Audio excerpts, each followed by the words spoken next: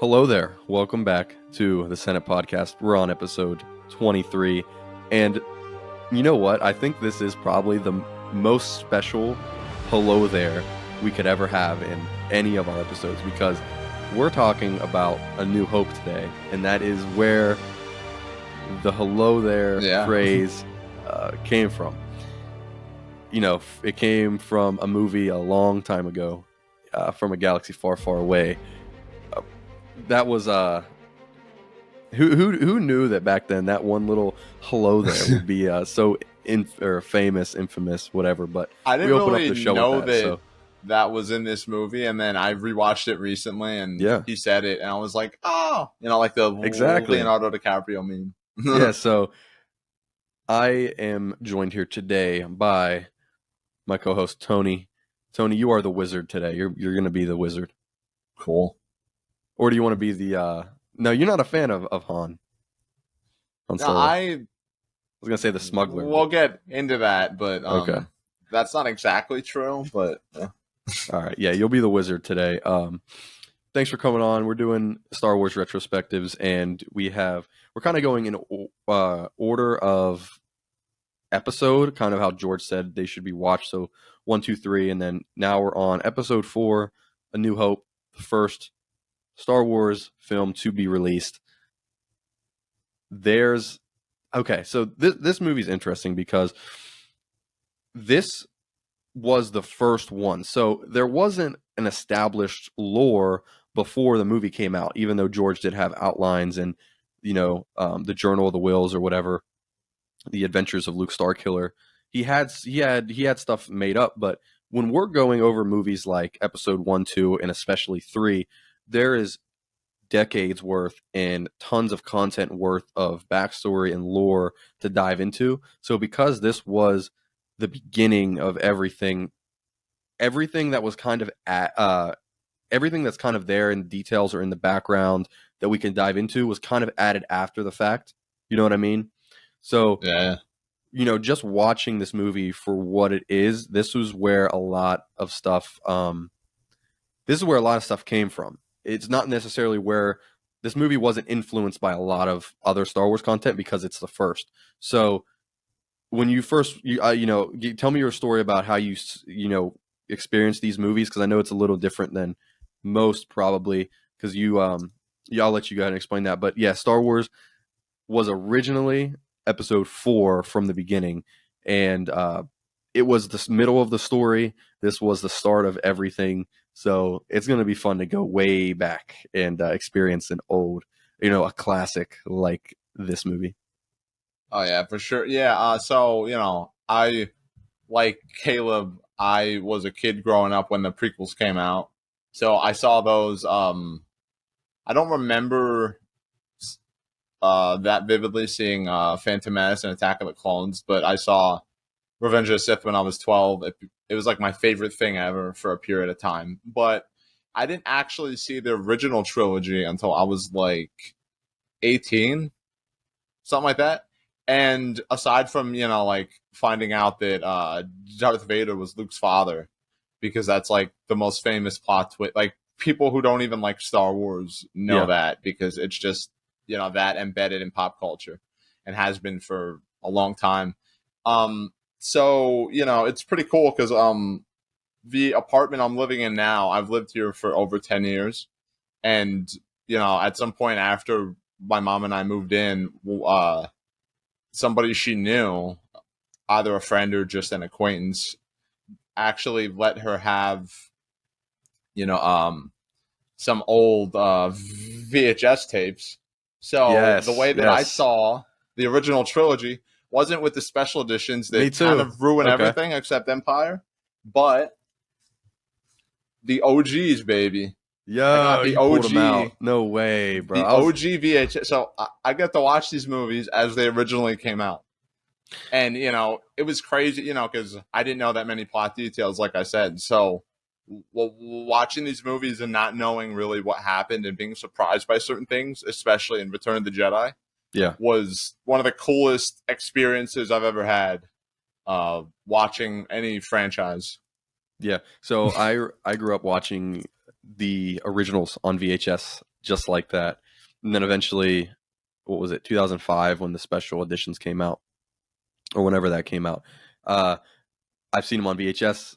I I don't know. I know I saw the original, not the original, but the prequels originally in theaters, but I don't remember them because I was too young to really remember my theater experience with it. I remember Revenge of the Sith a little bit in theaters, but the original trilogy I grew up watching on VHS, and I loved A New Hope.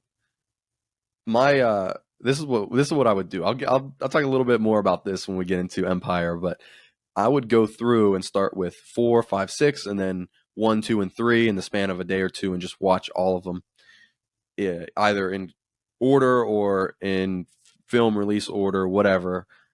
There's all kinds of different watch orders for these, Yeah, but yeah. Episode 4 it's crazy that it remains one of the best to this day out of the entire I saga. blew my freaking mind when I saw it for the first time. Like, I Yes. just like, like to quote the review of the movie from the late Roger Ebert, watching this movie for the first time was an out of body experience. Yeah. hundred And percent. so I actually want to get into a little what is it, anecdote right here.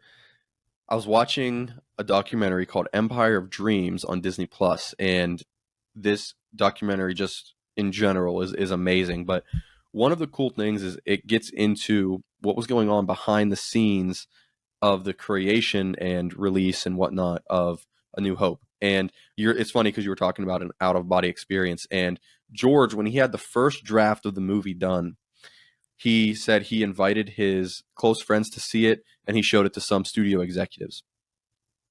And his close friends that came and saw it, like Steven Spielberg and some other people, they saw the movie and they were like, "Okay, it's all right. We don't really get it. It's okay."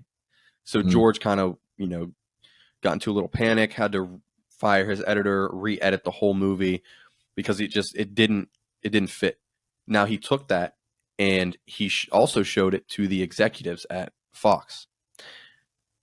He said that the executives at Fox gave it a standing ovation, and he said that one of the executives in particular got very emotional and was crying because of Oh how wow. because of the movie. So then it pulls up that executive, and they're asking him about his experience first time watching this, and the executive, I can't remember his name, but anyways, he said that seeing this movie, he never dreamed that he would actually see something like this in his lifetime or in ever. He thought that this was only capable in his dreams, and that George was able to create something, with ILM that was so mind-blowing and advanced for the time. You know what I mean? Even watching it today, dude, the practical effects and the optical effects, specifically the optical effects, look incredible.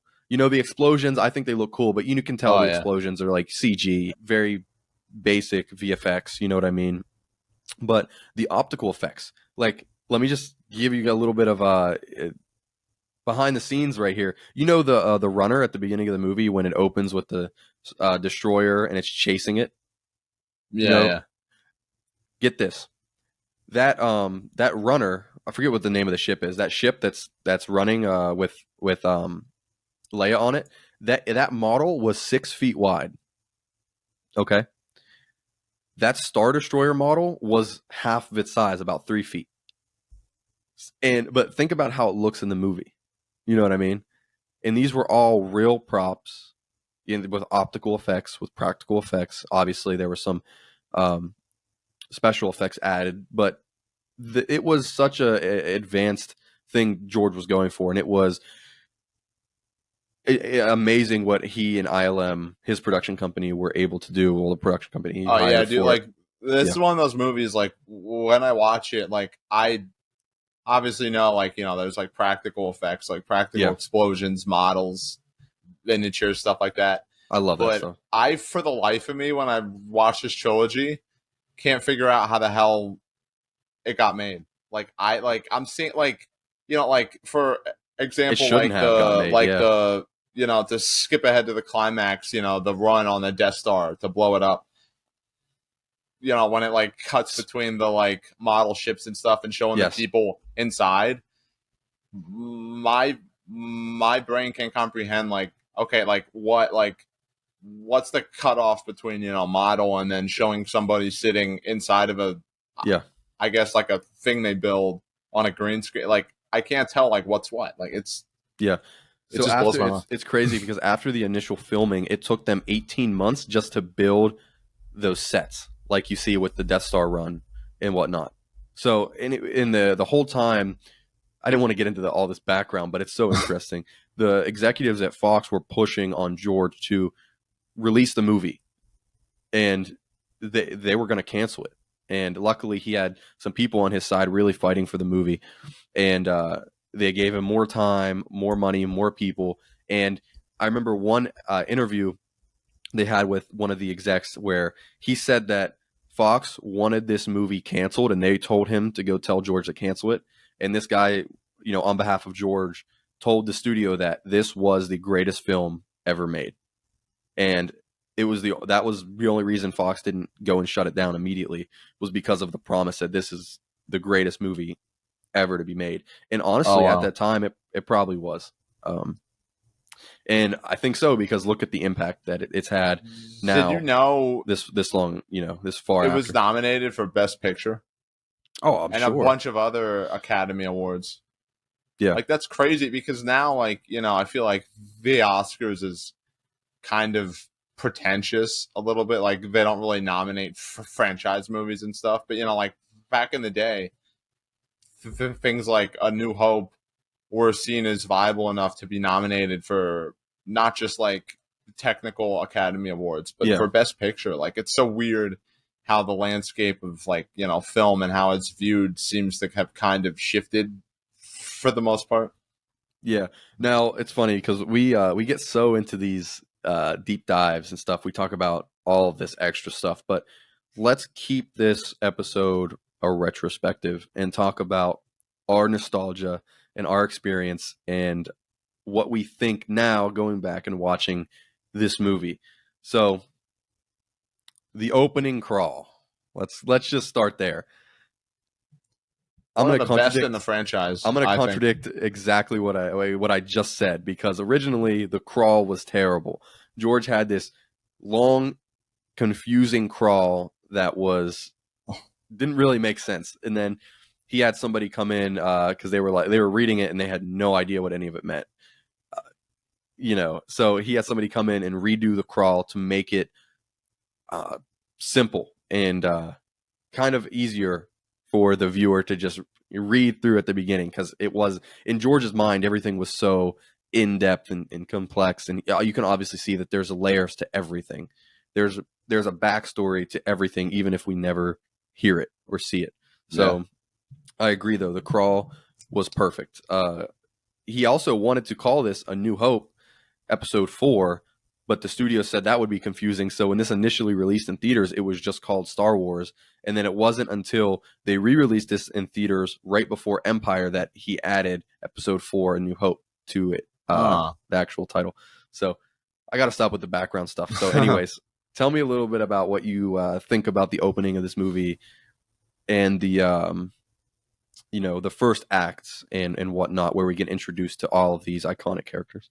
Yeah, so I feel like the opening of this movie is kind of, you know, in the Phantom Menace episode, I kind of, you know, like a lot of other people throughout history criticize the opening of that movie because I get, you know, like I get it. It's supposed to be more an exploration of the politics, you know, that lead to war because that's obviously a big part of war. It's not just fighting, which is cool. But like the opening crawl of that movie is talking about like, you know, like, oh, the trade routes are being taxed and the Republic sent two Yeah, Jedi I know. Knights to go settle a tax dispute. Like that sounds like the most boring crap. But That like, sounds you like the know, the worst opening movie crawl of ever. this movie is like the rebels are at Yeah. war with the Empire. And the very first shot we see is a rebel ship being pursued by a much larger Empire ship, you know, and then they get boarded and, you know, there's a firefight and it's just snappy, you know, it just like throws Yes. you right into the middle of the action. You know, there's no exposition, like, you know,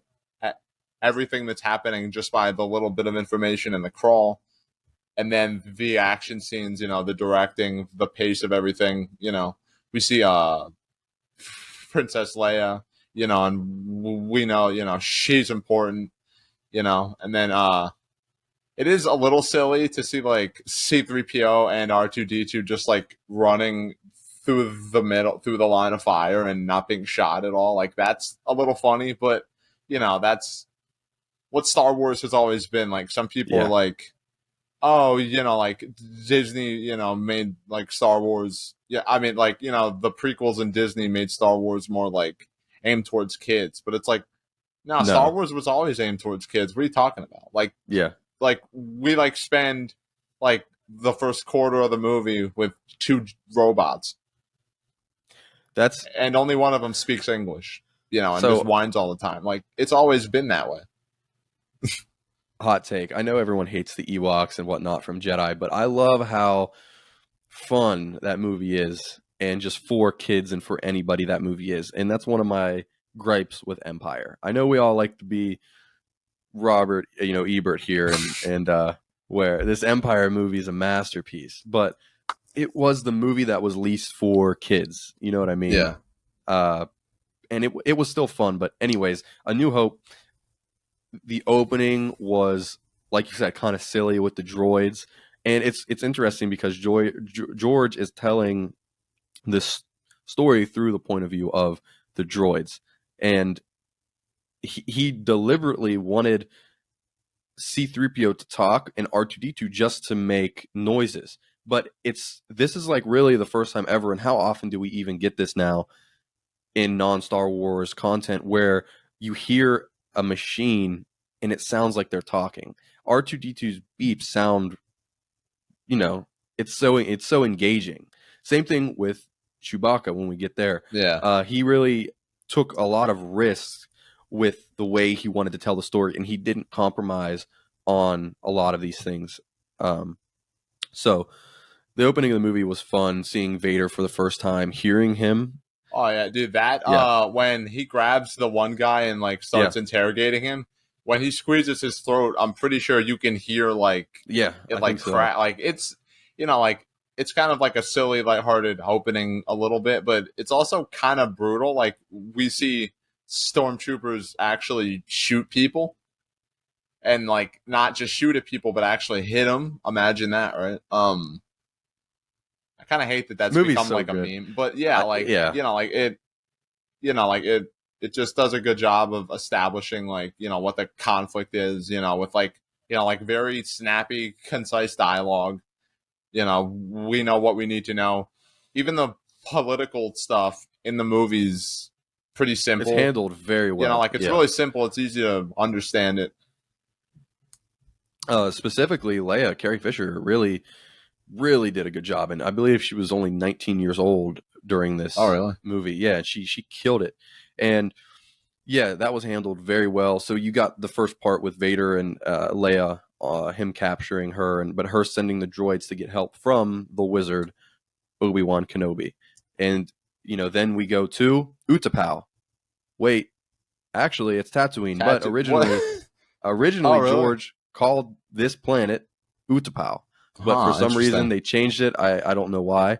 And obviously later in episode 3, he brought Utapau to the big screen, but he decided to go with Tatooine.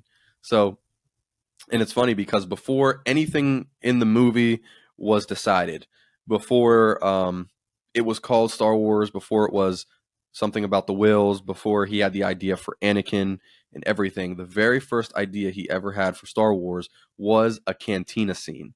And that was something directly out of a John Wayne movie that he saw where he was in a saloon. So that was the very first thing. And this was something that George obviously put a lot of love and care into, because that cantina scene was incredible. It didn't, looking at the like they made like the fact that like so many like practical like exactly costumes were used, to show like all the different races and stuff, to show up in the movie for maybe 5 seconds was crazy, because nowadays they would just do do like a whole bunch of like bland special effects.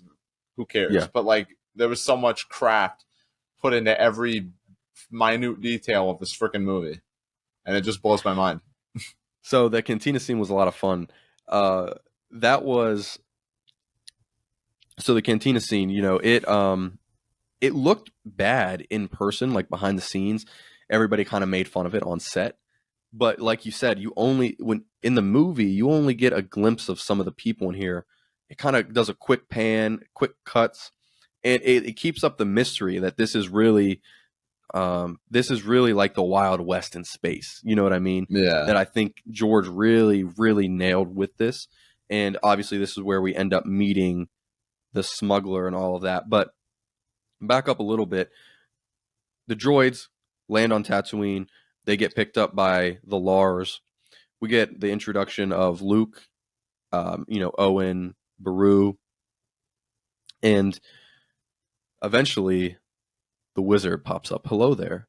So, what do you think about the way Alec Guinness portrays Obi-Wan when he's introduced? Because I think it works. I think it's great. I think he works very well with Luke, and the dynamic between Luke and Obi-Wan in the original trilogy is amazing. So, do you have any gripes with Obi-Wan? What do you think about Luke? This is where we meet him for the first time, and it definitely leaves an impact, good or bad. So, how to make you feel about it? Well, I just want Tatooine is an absolute marvel of Dude, special effect. amazing. Like I still to this day don't know if the Jawa thing. It's a model, presumably, but like it looks just like a real car. Like I forget that this is just a Yeah. regular desert. Like Luke's instantly relatable. He's just like a regular teenager. Doing chores. He wants to do greater things, but he can't because he has to stay and help his uncle on the farm. Yeah. I, I do like the detail before I talk about Obi-Wan real quick that Yeah. when Luke's at the table with Owen and Beru and then he gets like mad and walks away because he can't join the academy. I love that. I love Beru's that bit. like Yeah. he's not meant to be a farmer. He has too much of his father in him, and then Owen's like, "That's what I'm afraid of."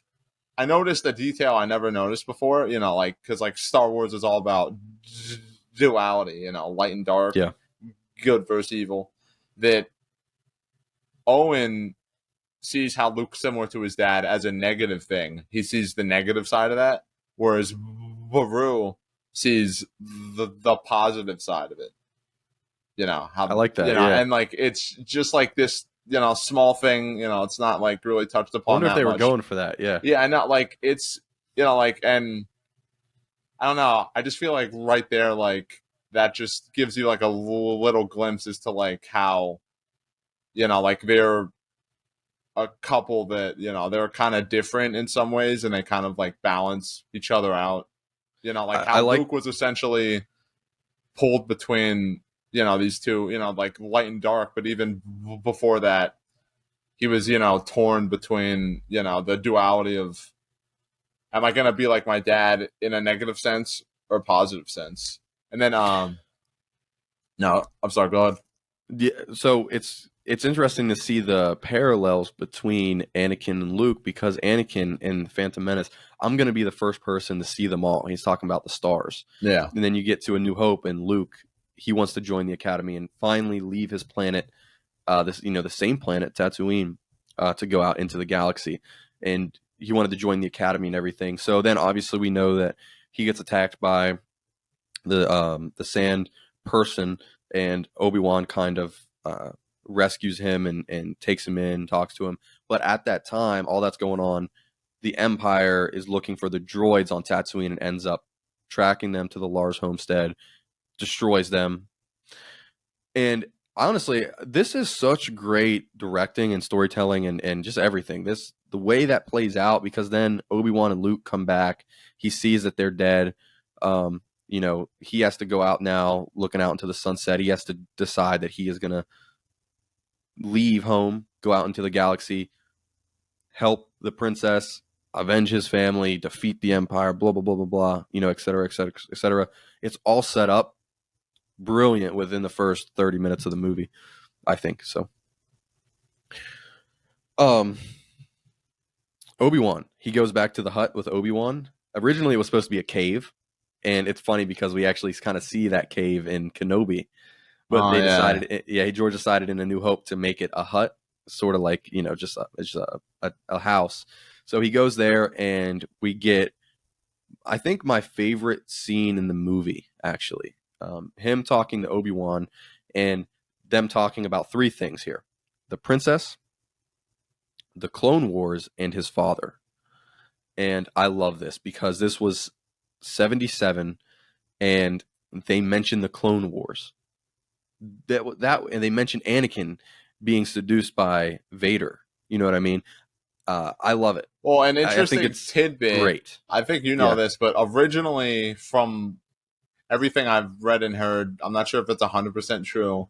You'd probably know from the documentary that originally Darth Vader wasn't Anakin Skywalker. They were Yeah. two different Yep. people. Originally, Darth So, Vader actually did you kill know, his father. Yeah. it's a little weird watching like certain things in the original trilogy, like this scene, because originally it meant something else. You know, so like when Obi-Wan's like talking about Anakin and saying like he was a great friend and stuff, and he wanted you to have this lightsaber, and he your uncle Owen didn't think that he should have gotten involved with the Jedi.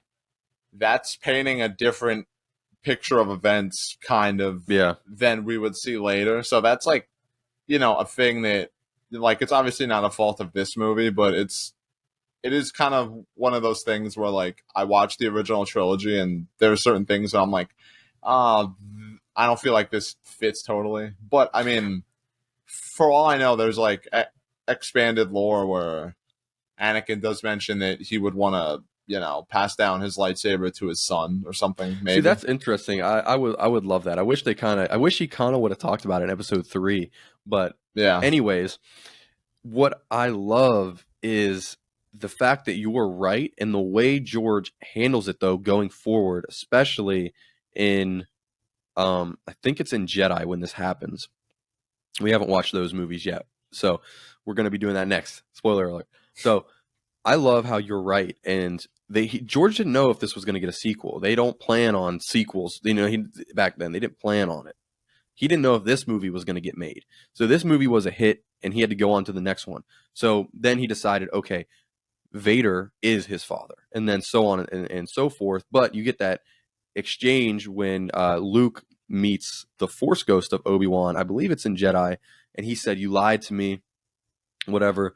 And Obi-Wan was like, well, from a certain point of view. And I think that really speaks to the you know downfalls of the Jedi. They weren't perfect. You know what I mean? They tried to see things through their own dogmatic views. And even Obi-Wan in the original trilogy, it kind of goes full circle. And yeah, it wasn't intended that at first, but I love how George kind of changed it and made it fit that, because even in Jedi, Obi-Wan was like, I didn't lie to you, but from a certain point of view, your father is dead. And then I do Luke, like, yeah. being the character that he is like, you know what, you might think he's dead, and the dogmatic views of your Jedi Order might say that he's dead to the dark side, but I do he's my like, father. I'm gonna I redeem think him. Kenobi did a as great of a job as it could have kind of making this less egregious, because Obi-Wan says from a certain point of view, Darth Vader killed your father and he ceased to Yeah, be Anakin Skywalker.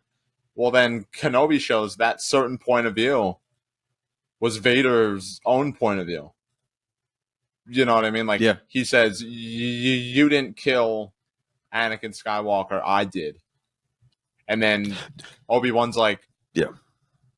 fine then, and that's the first time he calls him Darth. Darth. He's like, So okay, fine, yeah, I'm gonna let you have it your way. I'm gonna leave you alone now. If that's how you see it, I hate that. It hurts me, but screw it. So I do kind of like that. It's like Obi-Wan in a way, even still, though he lost his friend to the dark side and he was like way far gone. was still kind of respecting his wishes by seeing him how he said to see him from his own words. Like I feel like that Yeah. made it better than just Obi-Wan kind of being an asshole and just being like, I think, mean, yeah, I Kenobi didn't technically really lie to added. you, like it Yeah. kind of made it more deep. Instead of just, I didn't technically lie to you, your father did die, and he, he in Kenobi, they did have that exchange, like you Yeah. said, and he is like kind of, it's not just him, Obi-Wan in his own head. It's like he this is what Anakin decided. Yeah. All right, moving on. We actually get the cantina scene now. This is where they introduce Han Solo, and what's funny is they added George added this Greedo scene with Han Solo because they weren't able to actually add the Jabba scene that he originally wanted in the original theatrical release. So he kind of put this Greedo scene in there, and then obviously they've with the special retconned this editions, they Greedo changed scene some like stuff. 5 times. I don't know why they keep messing with it. Like now, who cares? before Greedo dies, he says McClunky. What does McClunky mean? I don't care. It's stupid. Okay, so we get the cantina scene. That scene was awesome. I love how they mirror it in Attack of the Clones. I love it. Yeah. Obi-Wan, great. Alec Guinness kills this performance.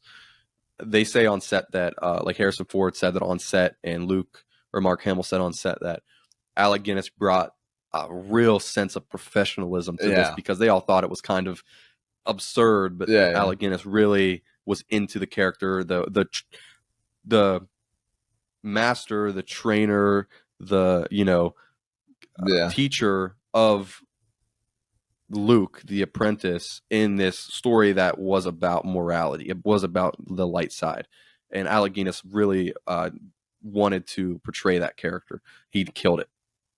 So, Millennium Falcon. It's Falcon, not Falcon. Yeah, Falcon. Yeah, that's weird that like he says it that we're on way. the same page.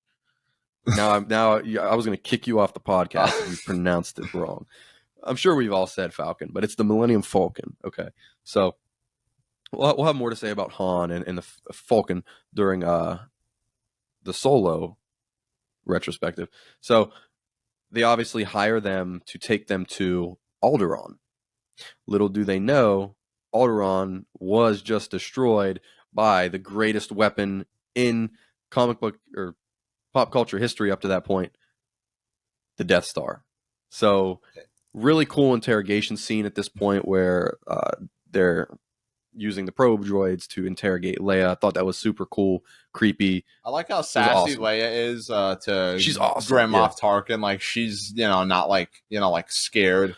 So Carrie, I'm sorry, I got all this in my head, man. Carrie said that that's the way she talks, that she is that sassy to people, and she just could hear herself saying what Leia said to Tarkin. She said, I could see myself saying that because that's how I talk. And her response to Tarkin was very genuine. And I think the acting in this was pretty good, but the dialogue, it's obviously contentious. People don't think the dialogue is that great. And even I remember Carrie in the documentary talking about how she said that was a type of dialogue that was good on paper. But it didn't necessarily translate to live action, but they committed. Mark Hamill, Carrie Fisher, they committed, and they really believe what they were saying, even though it was absurd, talking about the moisture condensers, whatever it is, and all the stuff, the Womp Rats and whatnot. Also, I thought of a great name for a podcast. It was the Womp Rats podcast. We're not going to rebrand, but I think that's a cool name. So, what do you think up to this point now? Alderaan's destroyed. They appear. That's no moon. And we get now where they all come together. I think this is a cool part where obviously in the Force, Obi-Wan senses a great disturbance, like millions have died. Leia sees her home world destroyed, RIP. And I think this is cool. This is pretty much the beginning. I would say the beginning of the second act. We're kind of getting more into the story now. So what's your thoughts on I just want to mention real quick about when they meet Han Solo.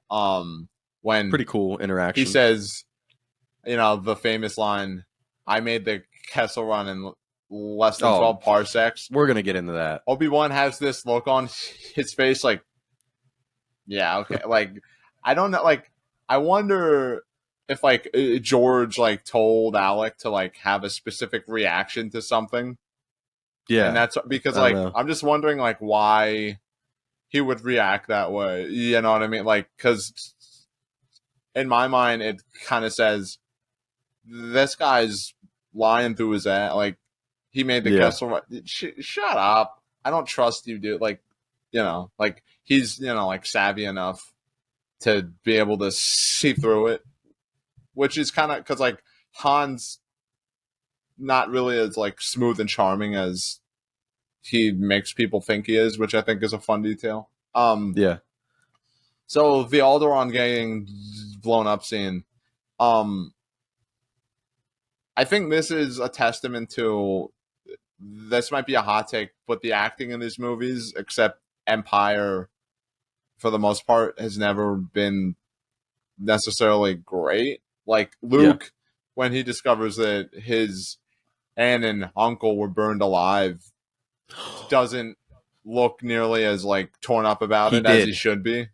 George had him not do Really? that. Originally, Mark Hamill dropped down to his knees and was weeping and everything, but George said that it was a little too dramatic for what they were going for. Huh. And I'm like, well, his parents just Yeah. died. And then like Leia sees her planet get blown up and like shouts, but Yeah. then she's not like she should have been like traumatized for the rest of the movie. So you could either chalk it up to, the writing, directing, whatever, or you could chalk it up to her like, cuz she's in a position of power.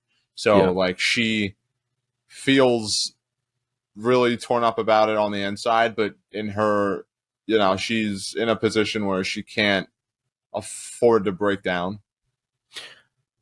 I contribute this to just being in a galaxy far, far away. It's just a little different than ours. Yeah, I mean, it's not a big deal. It's just like a small Their thing that I've emotions always are a little noticed. different. So what's funny is, I'm sorry, like I said, I got That's also in my head. George originally wanted Star Wars to take place in our universe in the 33rd century. huh. By the way, Interesting. so they didn't do that because they wanted that galaxy far, far away feel to where they could have the Force and not have to explain it like it was in Oh our yeah, galaxy. You know what I yeah, mean? that's a good So idea. they decided to make it a reference to Once Upon a Time in the beginning of the crawl in a galaxy far, far away. So now you get that it is this fantastical world, which is why he did that. So now you can have the Force and you don't have to explain it. You just can accept it because it is this different Yeah, Star Wars is time, this different era. essentially a fairy tale, really. Yes, At the end of the and day, I love it. And they had the knight, which is Luke. They had the princess, which is Leia. They had the scoundrel, which is Han, and they had the wizard, yeah, which is Obi-Wan, and exactly. then the Dark Lord. So wow, that's a lot. Okay, like I said earlier, my favorite scene was when Obi-Wan and Luke were talking, but my favorite part of the movie is actually when they are in the Death Star trapped, because Star Wars, they just don't do this enough, and I actually respect the sequel trilogy for doing this. Where I believe it's in The Force Awakens, where they do kind of get captured, and like in A New Hope, they're captured on the Death Star, and they actually have to put on stormtrooper costumes and sneak through, rescue the Yeah, princess, I make really their like escape. this whole It's section of the great. movie because it's Yes, just like like a self-contained like we exactly. have to take care of some business in a Obi-Wan. I love when he's like talking to Han saying like he's gonna go turn off the shield generator or the Yeah, tractor beam, and then I forget exactly what Han says like you're foolish if you want us to follow you, and then Obi-Wan's like, who's more foolish, the fool or the fool who follows him? Like, there's one moment, and then Luke and Han kind of bickering back and forth. Like Han, like finds out about the Princess Leia being there, and he's like, I don't want to rescue no princess. And then Luke's like, hey, if you rescue the princess, you'd get a lot of money. And then Han's immediately like, okay, keep talking. Like it's it's such simple, fun writing, and but it makes sense and it's fun. yeah, It's not, you don't have to sit and explain everything. You don't have to make things complicated. It is fun and it's a great part of the movie. Her getting rescued, and she gets rescued, and she's like, "Who are you?" You know what I mean? It's not like, "Oh, thank you for rescuing me." It's the complete opposite. It's like, "You're a little short for a And then stormtrooper." she just immediately starts taking charge, and Han's Yeah, like, which "Excuse me." I love characters like Leia and Padme because they're not the typical just damsel in distress. They take charge, and a lot of times George has these characters really put up a fight and make them very interesting. So she's Leia, all time great character. Really, all of them are. So, what do you think about this fight? Because fight, um, they get chased through and they end up getting to back to the hangar with the princess. It's just a lot of action at this point. It's great. It's absurd. It's funny. It's whatever. It was great for the time, and it's we can look back and respect it for being from that time. I mean, Yeah. obviously today the action's a lot different, but one thing that is contentious is the sword fight. Is the fight between Obi-Wan and Vader. What do you think about it? It's a hot I debate mean, within the Star Wars community. I've heard a bunch of perspectives about it. I will say, like, like it's. I've heard people say, "Oh, it's not really about the action itself, but about like all the drama and stuff that surrounds it." So I get that perspective. But at the same time, like, it is kind of not exactly the most exciting thing to watch. But like, it's not about, like, it's about like, these two characters that have a past. Obi-Wan's essentially just trying to like hold off Vader Yeah. and give the other characters a chance to escape. Like, he's not really. I don't think they're necessarily trying that hard. It's more so just like their way. Like, it's like a friendly reunion, but they're just engaging in a So fight. yeah, and he even says it. I love it. It's one of my favorite lines ever. If you strike me down, I'll become more powerful than you can possibly imagine. I actually want to get your thoughts real quick. I don't want to like take up that much more time, but um, I'm wondering, in your opinion, do you think that Obi-Wan knew, like, if he like planned to sacrifice himself and like kind of knew that was something he might have to do because he sensed Vader, obviously, and because Vader sensed him, or do you think that he wanted to try and win the fight, and then once he saw them getting back on the ship, he changed his mind? Because I like the way, like, the look on his face right before he like lifts up his saber and lets Vader just strike him down. It kind of looked, it kind of looks to me a little bit like he was like, okay, and now I'm gonna do this, instead of being like, oh, I changed my mind. I think I have to die now. You know what I mean? I think it was all planned. Tell me, when's the last time you've seen a Sith Force ghost? Never. Never. Vader did not have a concept of a Force ghost. Obi-Wan did, and now we know that Obi-Wan did because of Qui-Gon.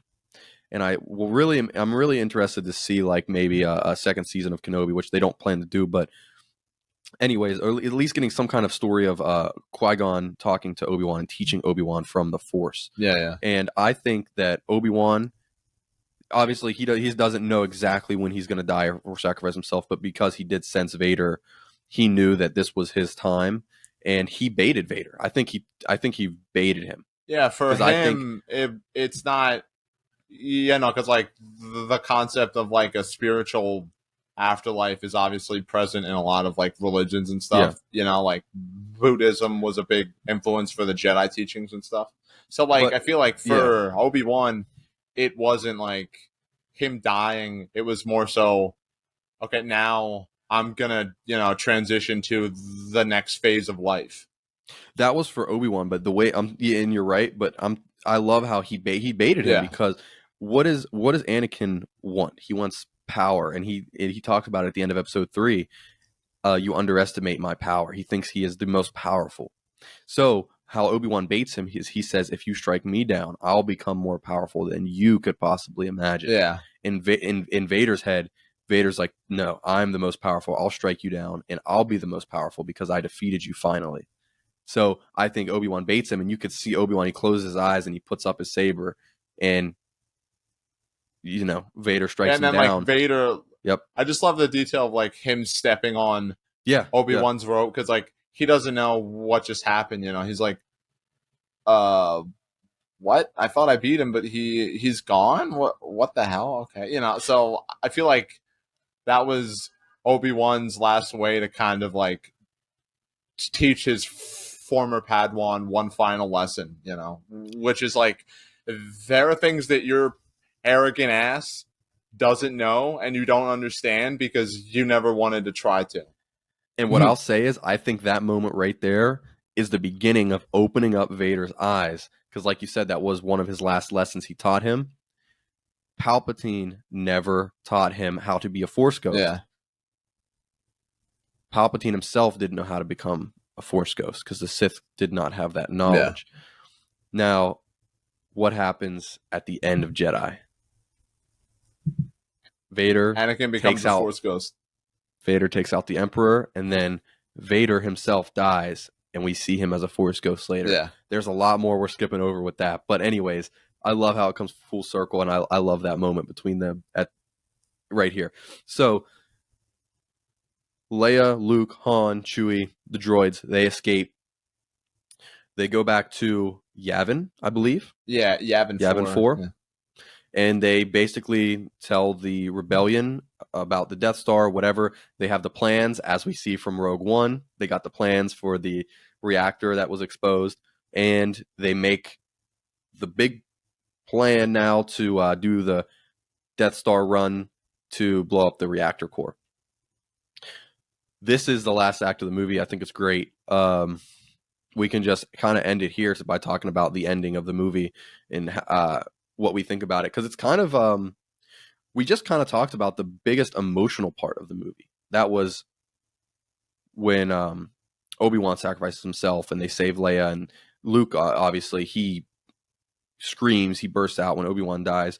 Now you get kind of the ending. It's not really that emotional. It just kind of is, let's blow up Death Star and celebrate, which I think it's a great ending.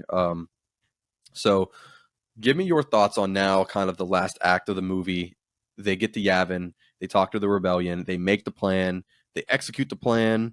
Like you said, amazing sequence with the Death Star run. Seeing it behind the scenes was incredible. Go watch that documentary. So what do you think about this blowing up the Death Star final push for the movie? I mean, it's a really iconic scene. It's not necessarily the most exciting, but like it's really impressive. Like the editing and stuff is like really good. Like switching between all the different like pilots and stuff. One thing about the sequence that I've always loved is that like, cause I feel like the prequels kind of made Anakin / Vader a little too much of like a Messiah turned dad kind of thing. But like in this sequence, you see Vader flying a TIE fighter. Like he's just, I love it. Yeah. Part of the, like he's high ranking, but he also has to get his hands dirty, by like, flying. I think that's him, having his target set on Luke and being like, the force is strong with this one. That's a nice, Luke hearing Obi-Wan's voice, telling him to let go and reach out with his feelings, which feelings are a thing that pop up throughout the saga in various ways. That's interesting. And then we get Han coming back to, he blow up Vader's fighter and saves Luke, and then lets Luke use the Force to make that shot. So many great moments. Which I will say, like, when Vader's TIE fighter blew up, like, how did he not just get stuck in space? Like, his okay, I don't know. There's it is like a thing I George always, and then movie magic. This is kind of a foreshadow to when we talk about the sequel trilogy, but a lot of people say Rey's a Mary Sue, oh, she can do this and that, We're doing so good But this one, episode. that that's been a thing with a lot of other Star Wars characters, is that they could just do things. But Luke's barely used the Force in this whole movie, and yet the one time he makes the shot blindly by using the Force, he makes a 1 in a million shot and blows up the Death Star. Yeah. I'm not saying it's bad. I'm just saying it's not a problem when Luke or Anakin does it. It's a problem when Rey does it. That's weird. But yeah, I'm not gonna get into that. But yeah, it's just iconic. Like, I like how it ends with like, a celebration, and they're getting like medals. Like it's something like it Dude, feels like I something love out of that. like a fantasy movie. And there's yeah, it's just fun. Like when Luke, It's just fun. Han, It's and so Leia fun. are reunited, they're like celebrating, and then Luke's like, "I knew there was more to you than money or whatever," and then Han's like, "Well, I couldn't let you take all the credit." Like he came back because he, realized he cared, but he's still trying to be like, "Oh no, but I just wanted the credit." And seeing the breakdown of his character across the original trilogy is awesome. I'll say that. I love character development, and seeing obviously the development of these characters from one movie to the other is awesome. And we didn't talk much about Tarkin or the Emperor, and that's because they weren't really prevalent. Tarkin's cool. He's a governor. I mean, he was a cool villain. It was just really nice seeing his interactions with Leia. But what's interesting is the Emperor. I love how he's just kind of not in it. You know what I mean? Yeah. And he is even more mysterious than Vader. And I think the Emperor is. People say Vader is the greatest villain in all of pop culture, greatest villain ever in fiction. I disagree. I think it is the Emperor. I think the Emperor is the greatest villain of all time. I don't really think yeah. Vader's a great villain until Exactly. Empire. I think he's a great villain within that movie, Yeah. but he doesn't die a villain. That's the thing. That's what. Yeah. That's the caveat. Yeah, exactly. So in this movie, he's an okay villain. I think this movie, it's more of they're fighting against the circumstances they found themselves in, not necessarily against Vader.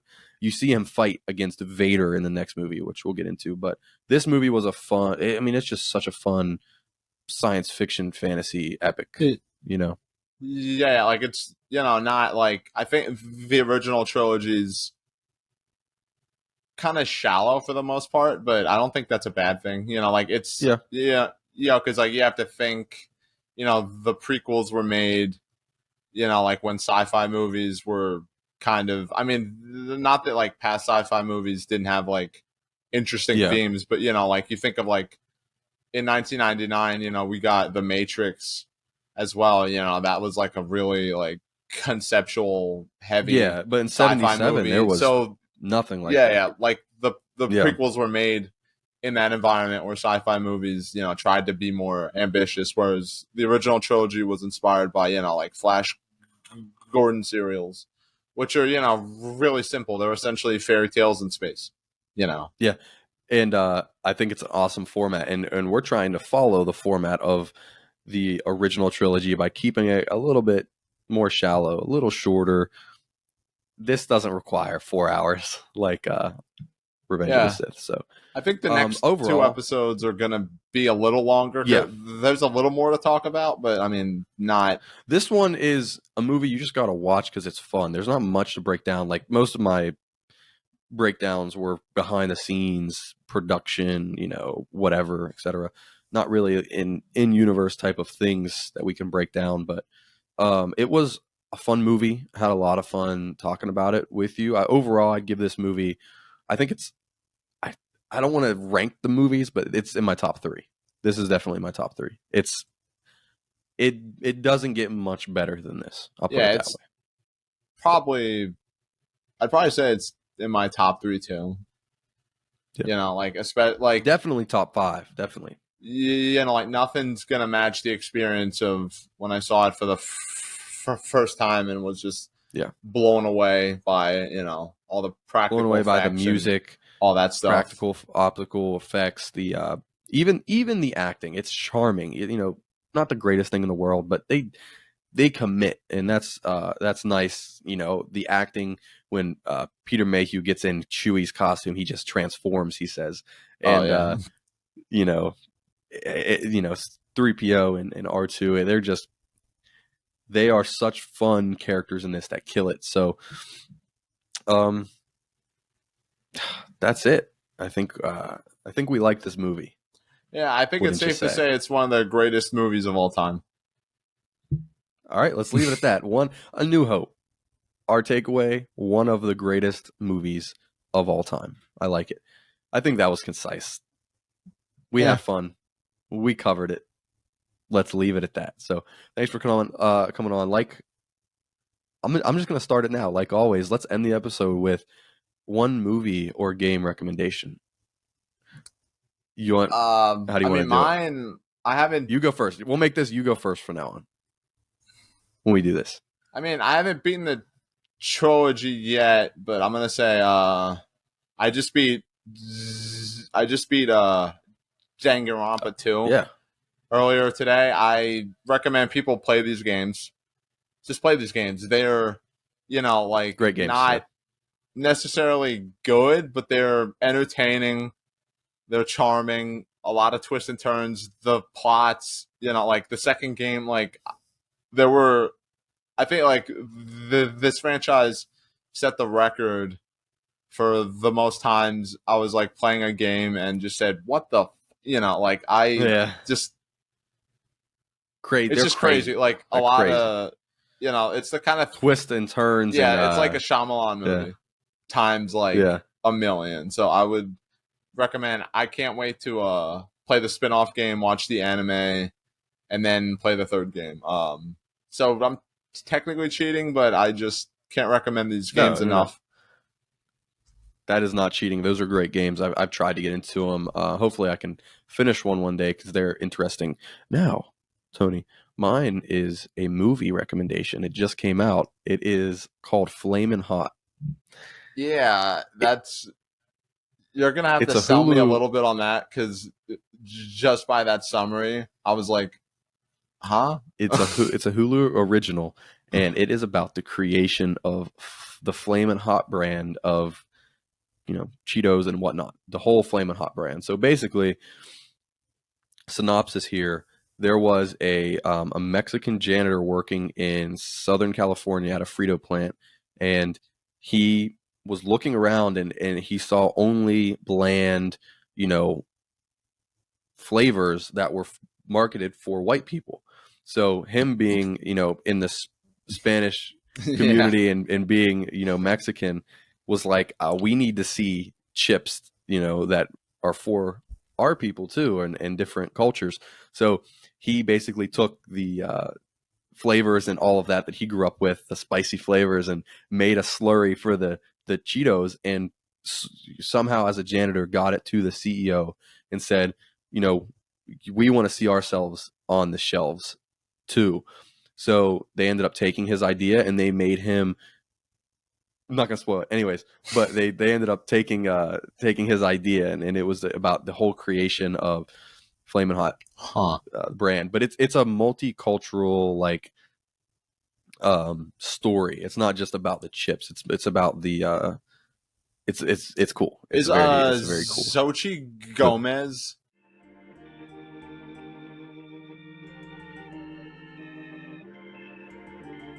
Hello there. Welcome back to the Senate Podcast. I'm your host, Caleb Johnston, and this is episode number 26, and I'm joined by Tony, the Force may be with you, Quinn. How's that one? The Force may be with me. I mean, I hope so, but it might be with you. It might not be. So,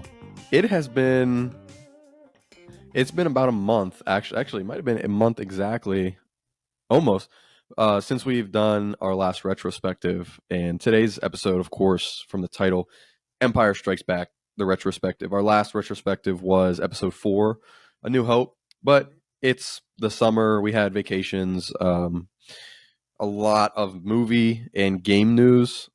So we just had some things going on, but I am extremely excited to be back. So how have you been the last month with these you know, vacations and it's summertime, all this news coming out, bunch of movies have dropped. I mean, this is a crazy time of year. So how have you been lately? I've been pretty good. I went to the Goggle Works in the break, saw two indie movies, and then I Nice. saw Mission Impossible Dead Reckoning Part 1. I want to see, there are a few other things like Insidious Chapter 3 recently came out, which is technically Chapter 5 because there's two prequels, so that's interesting. Yeah, I've just been enjoying, the break, having less of a load, but I'm happy to get back in the swing of things. I couldn't say it any better. I went on vacation and coming back from vacation, you almost need another vacation. So I had like a 10-day vacation, which was long, and then I needed a week after I got back just to reacclimate, go back to work. I had off today. I went to the gym twice for Oh wow. I'm beat. I ate so far. I've had 3 meals today. Been in the gym for like 3 hours total.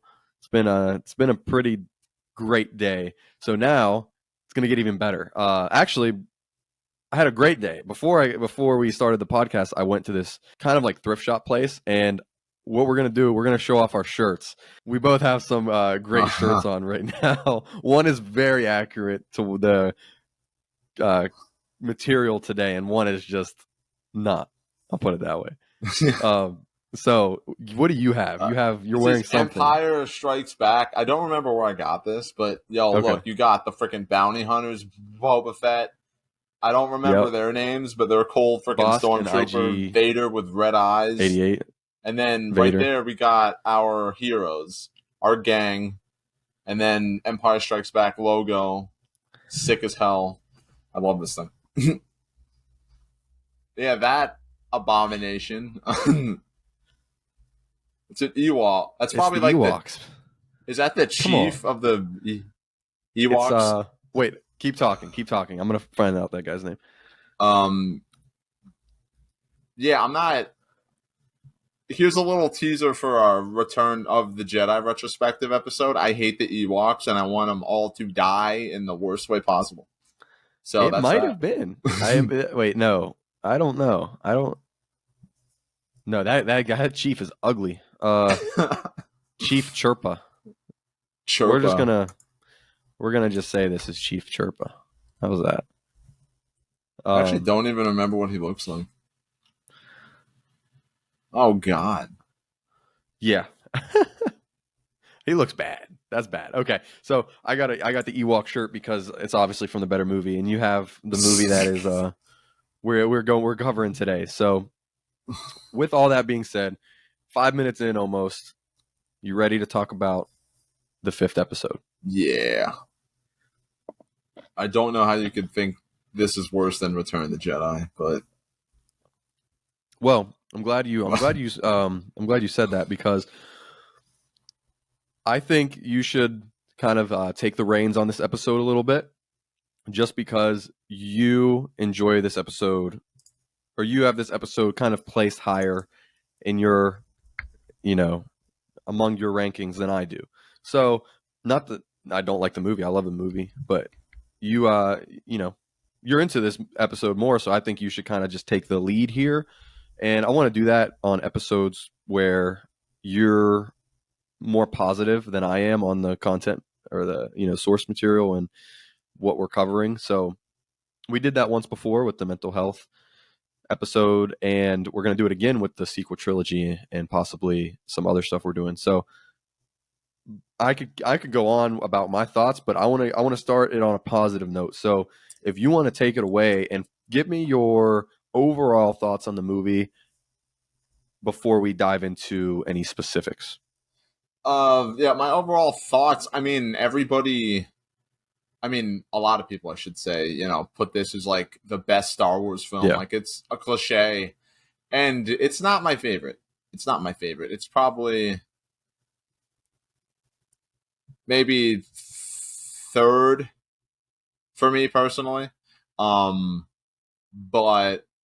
I still think this is great, and I hadn't seen it in a while. And the one thing that I noticed, which we'll talk about later, is that like, look, we both love George Lucas. He's a great storyteller, not the best writer, not the best filmmaker. A New Hope is shot in a pretty elementary way. Like, it's just a lot of shot, reverse shot. There's not a lot of visual flair happening, but this movie looks like a film. Like, the lighting, the shot composition, the editing, even all that stuff, is like really cinematic, and that's probably largely in part due to director Irvin Kershner, Yeah. who, um, I'm not gonna lie, the only other movie I've heard of from him is RoboCop 2.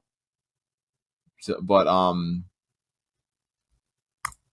he's made like a lot of higher caliber stuff, I guess you could say, in a sense. And yeah, I really love what he brought to the movie. He brought a lot of like depth and drama, and um Return of the Jedi and this feel completely different. Whereas this and A New Hope feel kind of different, but not so much. So it's really interesting to see, the variance of quality in some ways. Yeah, I wanted to talk about that because it's interesting that the original trilogy had different directors. I don't think a lot of people realize that, but it's kind of easy to tell because a lot of those three movies feel in a lot of ways very different from one another. So, overall thoughts on Empire is it's very different, like you said, than A New Hope. A New Hope felt I personally I love the directing of A New Hope. It feels chaotic and it feels indie in a sense. And that's what I don't like about Empire. It feels more dramatic in a way. So what do you think about specifically how Irvin Kershner, if that's how I pronounce it? I've realized I've never really said his name out loud like that before. How do you feel about his directing in the movie, and how Empire is obviously the darkest of the original trilogy, and people still refer to dark sequels as, oh, this is the Empire of Oh this yeah, trilogy. You know what I mean? So yeah. That's become that kind of whole like a meme at this point. yeah, that whole shtick. How did that? How do you view that with this movie? I mean, I think some of the stuff he did in this movie is some of my favorite iconography. You got Luke and Yoda training on Dagobah, and just like how like shadowy and ominous it is. You got that cave that's filled with the dark side, and that whole vibe. You got the Battle of Hoth, which is like one of the most iconic Star Wars landscapes. Like this snowy planet. All the characters are wearing parka jackets. You got the tauntauns, and then the fight with Luke and Darth Vader. Where it's like all like shadowy and foggy, and then the only light is from their lightsabers and stuff like that. Like, there's so much like he, in my opinion, like when I think of A New Hope, like shots, I think of like Mos Eisley Cantina, uh, Luke and Leia, swinging across that gap in the Death Star. There are things here and there, but like when I look at Empire, like it's just like, in my opinion, a much more beautiful movie to look at. Like, you could just like look at like stills from it, and it's like Yeah, looking it at definitely is. paintings in a museum. And I feel that way about Return of the Jedi too, a little bit less, even though I'm not a huge fan of that movie, but like, like there are still shots in that movie. So in my opinion, the quality in some ways kind of went up, and then in other ways went down, and then in some ways kind of went like this. So, Yeah, I agree with you, and my kind of take on that is I think it is more dramatic, and I like that about it. And like you said, the ending fight. Obviously, we're gonna get to that. It's incredible. One of the best fights in the entire saga, for sure.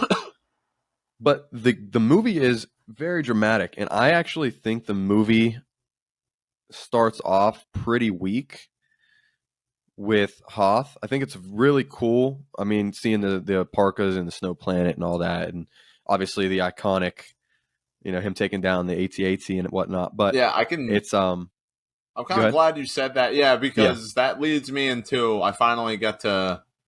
I kind of forgot to mention it in the A New Hope episode, but my hot take about Han Solo. Uh, Everybody, man, for like before I saw the original trilogy, I would hear people be like, Han Solo is so cool. Han Solo is so this and so that. Han Solo, you know what Han Solo is? He's a guy who is street smart, right? But he's not as clever, he's not as methodical, and he's not as calm, composed, and badass as he leads people to think he is, in my opinion. Like he's a fun character. He feels relatable because usually like he's just really sick of the nonsense that's happening around him. But and that the other thing the other thing I don't like is his romance with Princess Leia. Now, So stop. okay, I wanna do a whole section on that. okay, So because I agree with you. So let's the movie. I think it gets better as it goes, which is a good thing. I'm not saying the beginning is bad. It's just I think the movie does get better yeah, as it progresses. So from the beginning, we have the crawl, then bang Hoth, and it's very. I like the way he directs this. I like the way that it is portrayed. You can tell that there's a different scale than A New Hope. yeah, So they won at the end of A New Hope. Quotations. They destroyed the Death Star, but obviously the Empire's still out there. So now and the they're rebels had pissed. to go and yeah, they're mad. They Yeah, want their they're revenge. following them, tracking They're them down, which is they're like trying to strike back. I like the like it's a kind of a revenge story in a way, but it's Yeah, like I kind of love the idea that the Empire is so petty that instead of just rebuilding their arsenals and just like like waiting for them to possibly strike again or whatever, they're just like, we need to track them down and just beat them because they beat us and we're not going to stand for that. Like it's a little funny, but like it's I think it's a pretty good like you look at like you know governments and systems in the real world and they can be pretty petty sometimes. Like it yeah. seems like they kind of do things just because they have the power to do it and they want to feel big and bad. So I mean, I don't know, it's not too ridiculous in my opinion. I actually really like the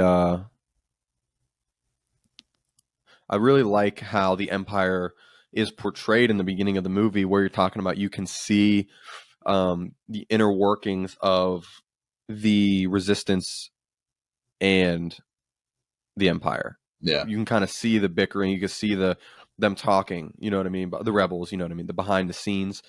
I like that. What I don't like about Hoth was really um, the snowstorm and the him getting hurt and all that. It's okay. It's good, but it the really Battle doesn't of pick Hoth up. is really stupid. Like It conceptually, it's dumb. Like the Empire Yes, built these things that are like really big horses and they that land walk at miles like away. 1 mile per hour when they could have just flew to where their base is, landed right there, and just bombed the hell out of it. Like, okay, Yeah, like it was created purely for spectacle, but I don't think it had any logic behind it. and the spectacle was cool. And what I will say is I don't know. I tried to look it up real quick. I want to say it was an A wing they used to take down the AT-ATs. That whole spectacle was really cool. However, the the interactions between the three main characters that aren't the droids, I hate it throughout this first act. Real, I mean, yeah, The in- I wouldn't say I hated it, but yeah, it's that's kind I'm of being very yeah, hyperbolic with yeah, that, yeah. but It's not. I it's mean, not. I think Eh, like the only character moment I like, and it's not something I really noticed before, but I noticed it recently when I was rewatching.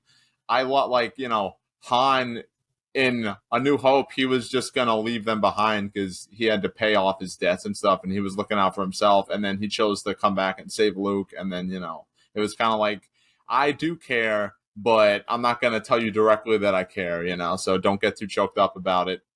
And then he's been helping them out for a little while here, but he's like still like, I helped you out, but I still gotta go. And Leia's mad about it. And then as soon he's ready to go, Chewie's fixing the Falcon. And then as soon as somebody says Luke went out on patrol to go check something out, he didn't come back. Han immediately shifts gears and he's like, I need to go find him. I don't care if I die. That's like the one character beat in this opening that I was like, I really like that. Those are the moments in this movie that stand out. I think, I like I said, I don't really like all the character interactions, but this movie was a big success for a reason. And there are parts like that you're right. The characterization, everything about it, great. Another one that I actually want to point out at the beginning of the movie, I think a lot of people look over this. This part is amazing. And if you blink, you kind of miss it. It's when Ben appears to Luke in the snow. That was so cool because we have never really seen anything like that before this point. You know what I mean? And it was very ominous. Like, Ben doesn't explain, like, Luke's not like, Ben, how are you appearing before me? And then Ben's like, oh, well, when a Jedi died. No, it's just like a thing, like it's just a part of the universe, and there's no need to talk about it because why would we, Yeah, and I don't know if this is common knowledge, but, Mark Hamill, he got into an accident, I believe it was a car accident, and scarred his face. That's why. Yeah, so he had to wear like makeup or something. Yeah, until that point where he was in the cave and the monster hit him in the face, and that's how they kind of show his scar on camera. He got it from the beast that was in the cave. It was cool when he used the Force to grab the lightsaber and all that, and then he goes obviously out, and then in the snowstorm, Obi-Wan appears, tells him to go to the Dagobah system. So that's a cool interaction because a lot of people don't talk about that. We later see Force Ghosts, but this was so quick and ominous. And when you're watching it, if you've never seen the movie before, you're watching it like, whoa, what was that? I thought he was. Did you know originally? gone. Now I don't know. Maybe you would know because you saw the documentary about the original trilogy. But I've heard a lot that in original drafts of this movie and A New Hope, by extension, Darth Vader wasn't originally Luke's father. So when Obi-Wan appears to him, that was actually supposed to be his dad appearing to him.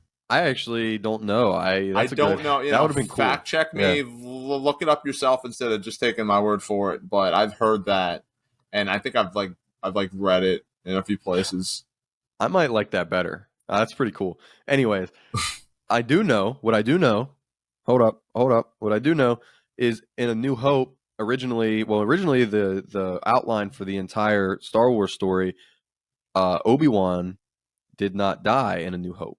Really? But the movie needed some kind of, what do you want to call it, impact like that. Huh. So he decided to kill Obi-Wan and bring him back as a Force ghost. But he still needed a mentor figure. So he's like, why don't we go to Obi-Wan's mentor?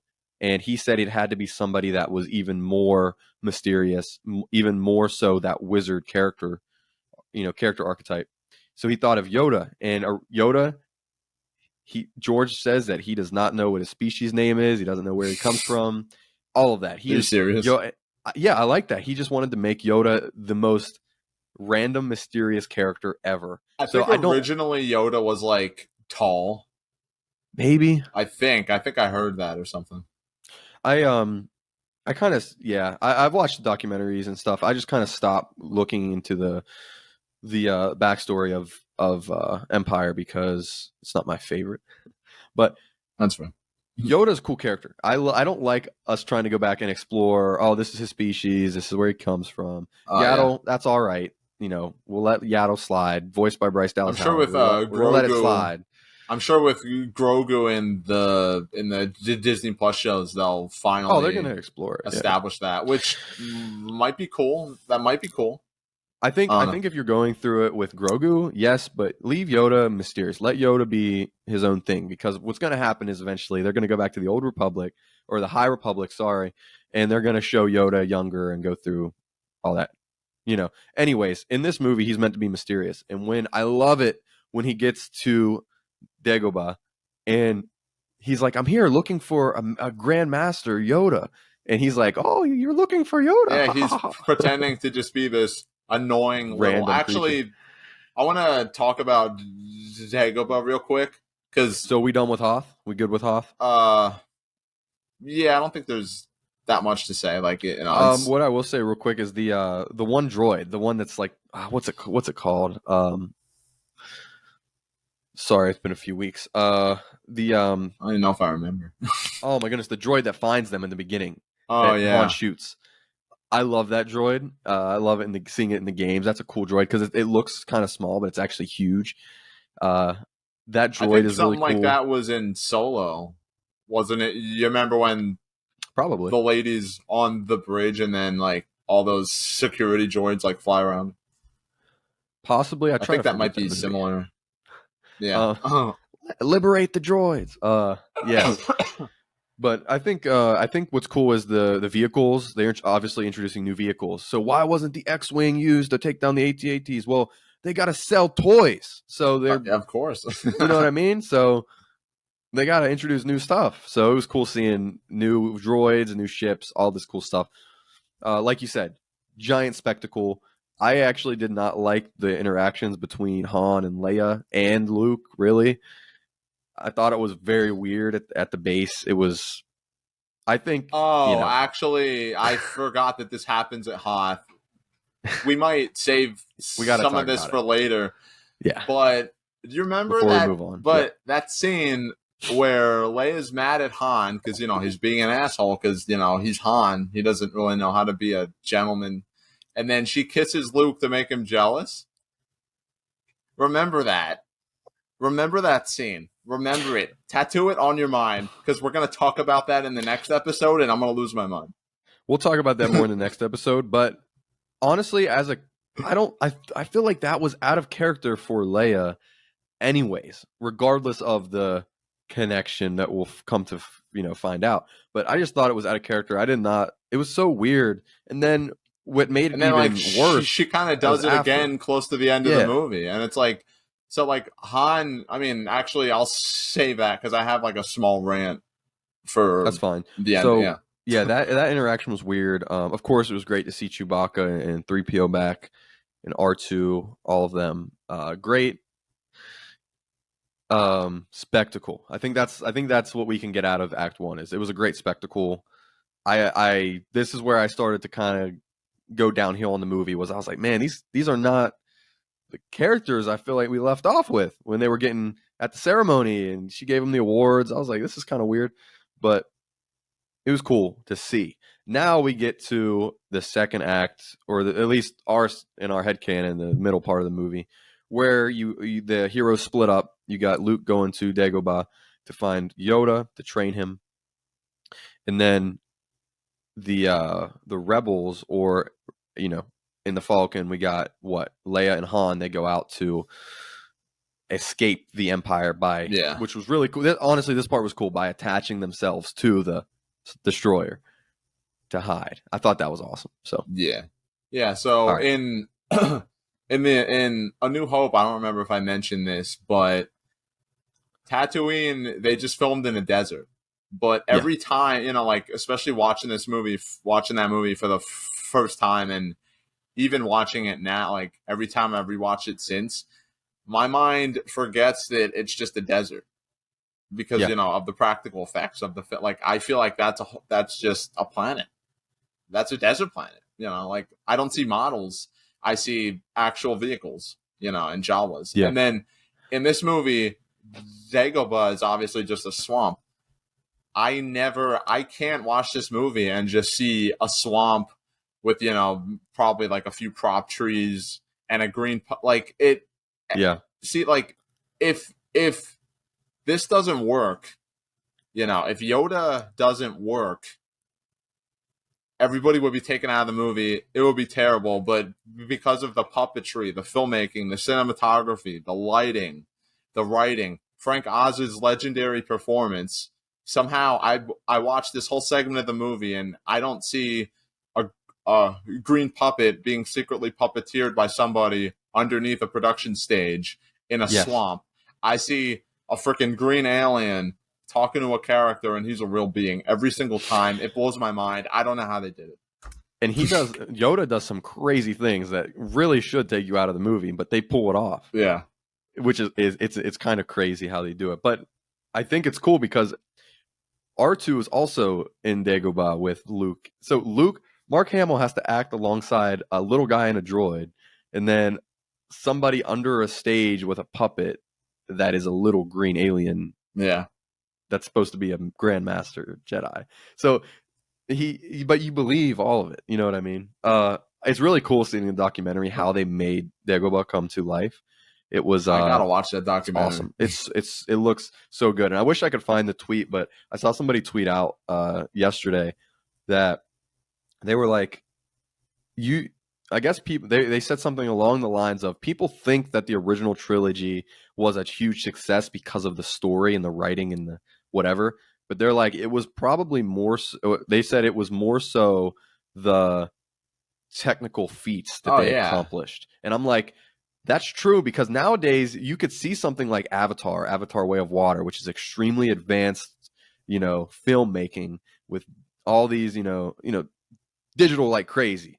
And they're using all these type of, same thing with Endgame and all the Avengers, like they're using such advanced technology to tell stories, but it's not as impressive nowadays. It's you know what I mean? Back then, Yeah. this really took you to a galaxy far, far away. And even today, when you're watching it, you can obviously tell some things are, dated, but other things, it's like, man, this is insane what they accomplished for its time and still to this day. So you're right. Dagobah is incredible. I think it's one of the best locations in all of Star Wars, definitely. personally.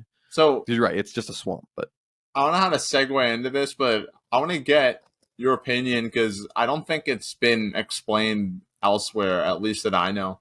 When Luke, he's just like chilling with R2D2 and, he's eating some of his food or whatever. Yeah. And then he just looks around and he says, there's something familiar about this place. What do you think that means? Because that was never... I saw this YouTuber, he did like how he would have made the prequels, and then in Revenge of the Sith, when Padme has Luke and Leia, she has Luke in Dagobah to tie back to that line when he says there's something familiar about this place, because that's interesting. Because it's just like a throwaway line that is never circled back to. So I'm wondering what you think that could possibly mean, if anything. Well, what's funny is I think there are okay. Everybody calm down. There are a lot of stories that happen between 4 and 5. There are comics, there are books, all this stuff.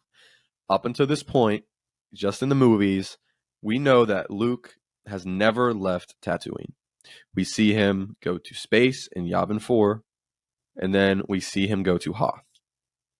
None of those are swamps. So up until this point, when he says that, in our minds, it's not like, oh, maybe he went to visit a swamp off screen and we never saw it. That's not a thing.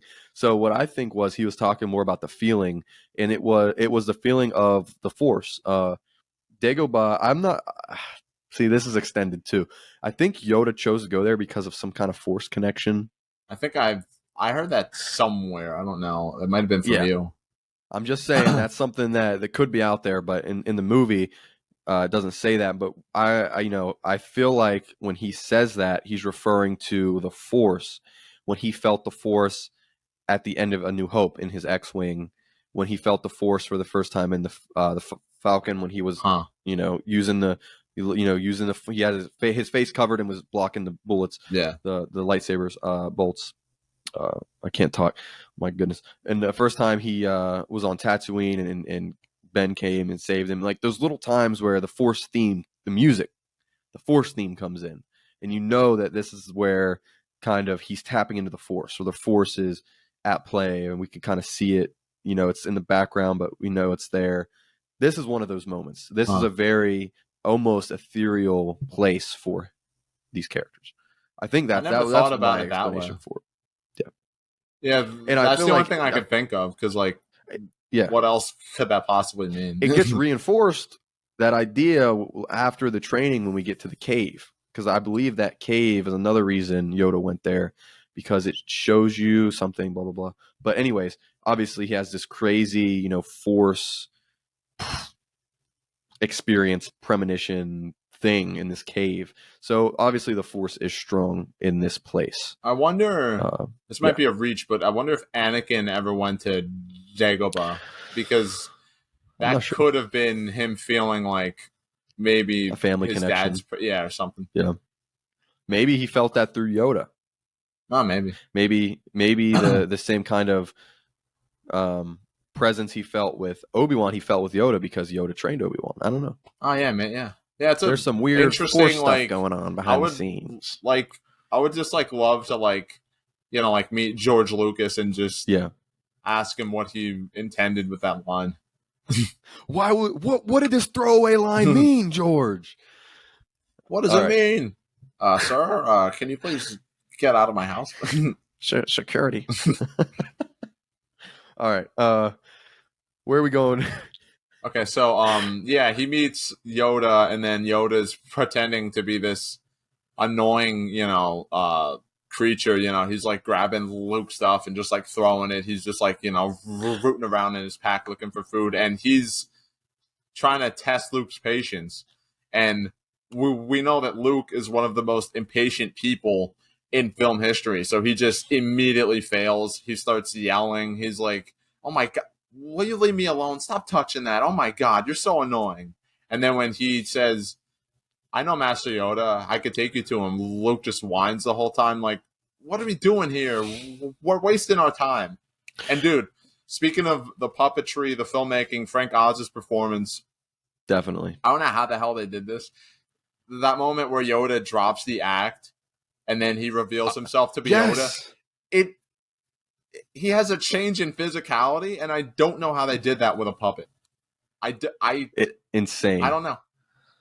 It's okay. I'm glad we can agree on Dagobah, because that is, aside from the visuals and kind of the intensity of the final fight, specifically, I think Dagobah is incredible. And then he's like talking to Obi-Wan. He's like, he's impatient. I can't train him, yada yada. And then Luke's immediately like, "Oh no, wait, no. I'm sorry. I could do," like, you know, like, Yeah. Luke. Like, the thing I love about Luke is that, you know, he's impulsive, impatient, naive, but, you know, he's still willing to admit his faults and like to know when he's out of his element and stuff like that. Yeah, great character. I love how Yoda's like, he's too impatient. He's too old to train it. He's too old. Yeah, like, you know. he's just like making excuses because he doesn't want to train him, and then Obi-Wan says something else, and then Yoda's like, like, even like how they like make Yoda's face make certain expressions and stuff. It looks realistic. Like, you know exactly how he's feeling. The training sequence was awesome. Seeing him on his back and him just flipping around. I'm sorry. What were you saying? Never really cared for it, actually. I mean, it's cool, but it was, you know, it doesn't like this is one of my problems with the original trilogy, is that like, here's a teaser for just a fraction of one of my rants when we talk about the sequel trilogy. People call Rey Mary Sue. They're like, "Oh, Rey didn't train, she didn't do this, she didn't do that, and she's strong with the Force." Bro, Luke in the first movie somehow could use the Force to make a 1 in a million shot to blow up the Death Star, and the only training he had was he blocked a few laser beams with a lightsaber for like 5 minutes. And then in this movie, he stands toe-to-toe with Darth Vader. The only training he had was he ran around with Yoda and did some front flips, swung on some vines, and lifted some stuff with the Force, and then failed to do it all the way. And I don't know, but like it's kind of like a fun Rocky style montage, and like Yoda's like talking to him about the Force, like Luke's like, is the dark side stronger? And then Yoda's immediately like, no, it's more. I forget exactly what he says. Like it's like more this or that, but it's not stronger. And then, like there's some great stuff, but it's like that was all the training. Make it like, bro, he's not like he's No, doing this some is cardio and he's doing his cardio. It's leg day. yeah, I don't know. Here's where I'll jump in with my little take now. Piggyback off what you're doing. That idea is forgivable if the movie sets that precedent. If you're watching a Star Wars movie or any movie, and the movie it's fun, it is absurd. I guess it's more fantastical. I guess that's what I'm trying to say. You can forgive some of the crazy things that happen. Oh yeah, exactly. But when you take a movie and try to ground it and make it more serious, more dramatic, more real, you can't start, to forgive those same things like that. And this movie suffers from that. And that's why it's not up there in one of my favorites. It's actually, out of the original 6, it's my least favorite. Oh wow. So I would put, yeah. Anyways, Yeah, everyone's just left. I think like I felt a great disturbance in the Force. Yeah. As if a few YouTubers clicked off of the podcast in anger. No, So not only is Star Wars is supposed to be fun. I get it. This is a dark movie. Revenge of the Sith is arguably more dark. However, Star Wars is not only supposed to be fun, it's supposed to be unrealistic. And I think Revenge of the Sith is very dark and serious, but it's also very unrealistic. So the craziness is justified. With this, it is dark and serious, and I think some of the craziness is still it's not being justified in this movie alone. You're just kind of still having to suspend your disbelief, and they're trying to ground it more. yeah. It was cool seeing some grounded things like a Bacta tank, because that's something that is almost realistic. Stuff like that's cool. But when you get to the end and you're seeing him fight Vader, it is extremely absurd. And like you said, he only had this training. Yeah. Now we can forgive that because it's Star Wars and it's absurd. But I see what you're saying with your Mary Sue comparison. And then like we forgive it for this, we should forgive it for the sequels. Exactly. Yeah. Like and Anakin is way more of a Mary Sue than the Rey prequels. ever was. But like one of the like what you were saying about like them trying to ground the movie too much. I've a few years like a long time ago when I saw these for the first time, I heard on YouTube somebody say like it's kind of a plot hole how like it seems like the Han and Leia stuff takes place over like a few days or whatever, but then it seems like the Luke and Yoda stuff is essentially like one day, kind of like so like the passage of time doesn't feel consistent for both sides of the story. Wouldn't that be cool if actually like something like Interstellar happens where the time moves different in Dagobah? I mean, I feel like I feel like I've heard people. That's the thing that I always thought too. Like, oh well, he's probably like really far away. Maybe time. Like it doesn't ruin the movie for me, but it's something that I've always had on my mind a little bit. You want me to absolutely just make this episode even worse right now? Sure, go ahead. Star Wars should. I'm not saying they should, but if they could, they should kind of go the Star Trek route and incorporate kind of science fiction ideas like not time travel, but more so like, I guess, time displacement. I think they kind of, like I was saying with Interstellar. I think I heard that they did something like that in Clone Wars, where there's a dimension where like you can access any time period or something like that. Yeah, you're talking about in Rebels, the world between worlds, which very well could be in Ahsoka. I know nothing about that. I just heard there was also a time displacement theory for Tatooine because how it looks. They're like, oh, Obi-Wan looks like this, but in like 5 years he's supposed to look 50 years older. And they're saying that the time on Tatooine ages you more. I'm like, okay, this isn't explained in Yeah, Star Wars, yeah. but I really just want everybody to hate me after this episode. So I've been watching Star Trek Strange New Worlds. Let me tell you, some of the greatest storytelling in science fiction ever. I Huh. absolutely love it. Okay, plug. Back to Okay, back to yeah. Star So Wars. let's get back. So Luke and Yoda, they're training to fight Ivan Drago for the championship. And then there's a moment where they stop, and Yoda's like, "Okay, that's enough training for today. Whatever." I think I could be remembering it wrong. And then Luke feels a presence, and then he's like, Yes. "What's that?" And then Yoda's like, "Oh, there's a cave here that's strong with the dark side. You should go check it out, bro." And then Luke's like, "Okay." And then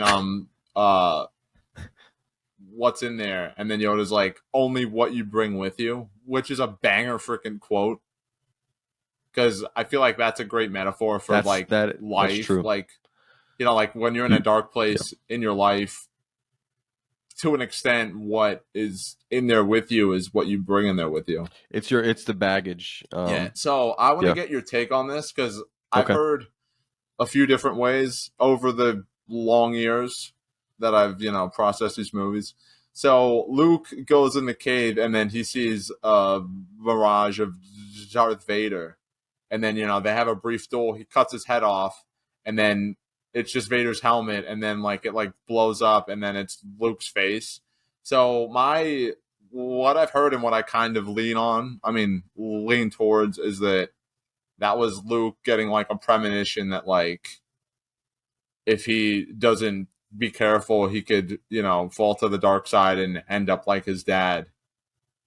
So what do you what's your interpretation of that shot? It's the same. In Return of the Jedi, we see how Vader says that. What does Vader say? That he's gonna turn you. He'll be your master. Whatever. Anyways, the Emperor is not trying to kill Luke. He's trying to turn him Yeah. into his next apprentice. So I I think never that thought of I yeah, never thought that like that would literally mean that like not just like, oh, Luke, don't be be careful so you don't wind up like your dad, but the Emperor literally wanted him to be yeah, his dad. yeah, to be Darth Vader. Uh, so that's I think that's what it is. But in that moment, we didn't know that. So when he Yeah. fights Darth Vader, it's like, um, it's is he gonna be consumed by the dark side, like you said? But then once we get to Return of the Jedi, we kind of get more context where he literally could be the Emperor's apprentice, like how Darth Vader is. That just shows So how insidious Palpatine is that I love he him. was basically Greatest like, villain "Oh, ever. Vader, you've served me well, but you're yesterday's news. You're an old Yep. dog. Your son here is young. He's full of endless possibilities. So I'm just Yep. gonna take you. I'm gonna just lock you away over here. Bye bye. Have fun. I'll send you your residual checks. Hashtag pay your writers. And now Luke, you'll be my new apprentice, and we can do great things together. Like he's just like he doesn't care about Anakin, and we even saw that as far back as the original trilogy. Like he Yes. does not care about anybody. He's a savage. Yeah. So that's how I interpret that. Dagobah, amazing. Luke, or Luke runs off, and Yoda tells him, he's like, if you leave now, you're gonna die to Vader. Blah blah blah. He does it anyways because his friends are in trouble. Another thing that I never noticed that I want to get your take on. So when Yoda was like talking to Luke, he's like, "You could save them, if you leave now, but you'll destroy everything they fought for." What do you think he meant by that? Because the only thing I could think of that would actually make sense within the context of the movie is that like they're fighting essentially to reunite with Luke. So like if Luke runs off, he could be vulnerable to like being tempted to the dark side or maybe even killed or whatever. So he would like by ruin what they fought for. Yoda's talking about himself, like literally. It's the only thing I could think of. But do you have like any ideas about what that could mean? I think he was saying you have two options. If you leave now, one of two things are going to happen. You're going to save them, or everything that they fought for will mean nothing. And at that point in time, that's where I think the greatness of Luke comes out, and we see it. He believed in himself so much that he said, if there is a chance that I can save them, I have to take that. And I believe in myself so much that I'm not going to fail and jeopardize everything. Because a lot of, like, let's say a lot of rational people, and maybe even this would have been a rational way of thinking that Yoda would have taught to the previous Jedi Order, that, hey, there is this chance you don't do it, blah, blah, blah. Luke had a different mindset because he didn't grow up in the Jedi Order. He needed to save his friends, and that's what he was going to do. And who knows, that might have you might have used the Force to actually do that, and he would have never had that opportunity. And honestly, they would have died without him doing it. So I think Yoda was trying to be a rational teacher in that moment, and Luke kind of followed in his father's footsteps and said, hey, if I can save my friends, I'm going to do it. And that's what he did. Essentially, Luke was like, with great power comes great responsibility, bro. When he was on Dagobah, he got bit by a spider. So that's how I take it. That would actually be an interesting story, like a fanfic. So then, yeah, and then, so Luke ends up leaving, and then Yoda and Obi-Wan's Force Ghost, tell him to use the Force, remember your training, which is a line that makes no sense because Luke really didn't have any training. So is Yoda saying, remember when you ran around and flipped? That'll really save you against freaking Darth Vader. Yeah. Okay, Yoda. Yoda's kind of an idiot. I'm just going to, he has moments where he's really stupid. But, I mean... I think Obi-Wan was trying to tell him, don't act on pure emotion and all of that. Remember that there is a way to defeat him. Don't just go in there trying to kill him. Yeah, remember that it's even deeper when you think back to the prequel trilogy and how he saw Anakin with Padme, how whenever Padme was in danger, he when they were on the ship in Attack of the Clones and Padme falls out, and then Anakin's like, we have to go back for her. And then Obi-Wan's like, dude, calm down. You're acting like an idiot, okay? So it's like he's seeing Luke kind of be that same way for the people he cares about. So I could only imagine, I have an interesting little sidebar here.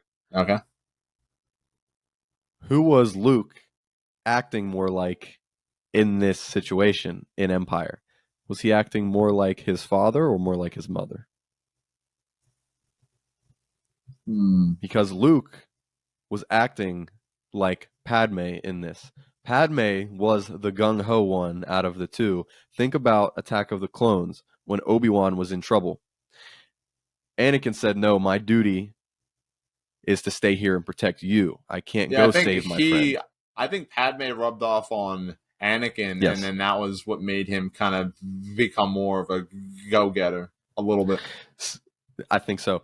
Because he was a go-getter in The Phantom Menace, but then he was trained in the Jedi ways. Yeah. But then Padme was like, your friend's in trouble. You have to go save him. And if you're not going to go save him, I'm going to go save him, and you're going to protect me while I do it. I never thought of that. That's interesting. So Padme, underrated character, and obviously you can see tons of Padme in Leia. Great segue to the part where Leia and Han are. Wait, can I bring up one more thing out. Just to segue into the Leia and Han? Yeah, you can. Okay, so, I know, Yoda just says a lot of stuff that, is open to interpretation. So, when once Luke flies away, it's just Yoda and Obi-Wan. Yeah. Obi-Wan says, that boy is our only hope. And then it starts fading to black. And then Yoda says, no, there is another. Now, with the context of having all three movies, anybody could go, oh, he was talking about Leia, but Obi-Wan either didn't know that or wasn't thinking about her, and then Yoda was like, no, he has a sister. She's also, possibly somebody who could be helpful. But if you remember that, I don't think, just like Darth Vader being Luke's dad, I don't think Yeah. clearly Leia being Luke's sister wasn't an idea until the pre-production of Return of the Jedi, because they kissed twice. And if George did want that to be a thing, then I'm gonna blacklist him from people that I admire, because that's just gross. But I'm choosing to believe it wasn't a thought. So, with that in mind, I think, and I want to know what you think, I think Yoda was talking about Anakin when he said, no, there is another. Like, if Luke fails, Anakin could still turn back to the light side, which is what happens. So, what's your interpretation?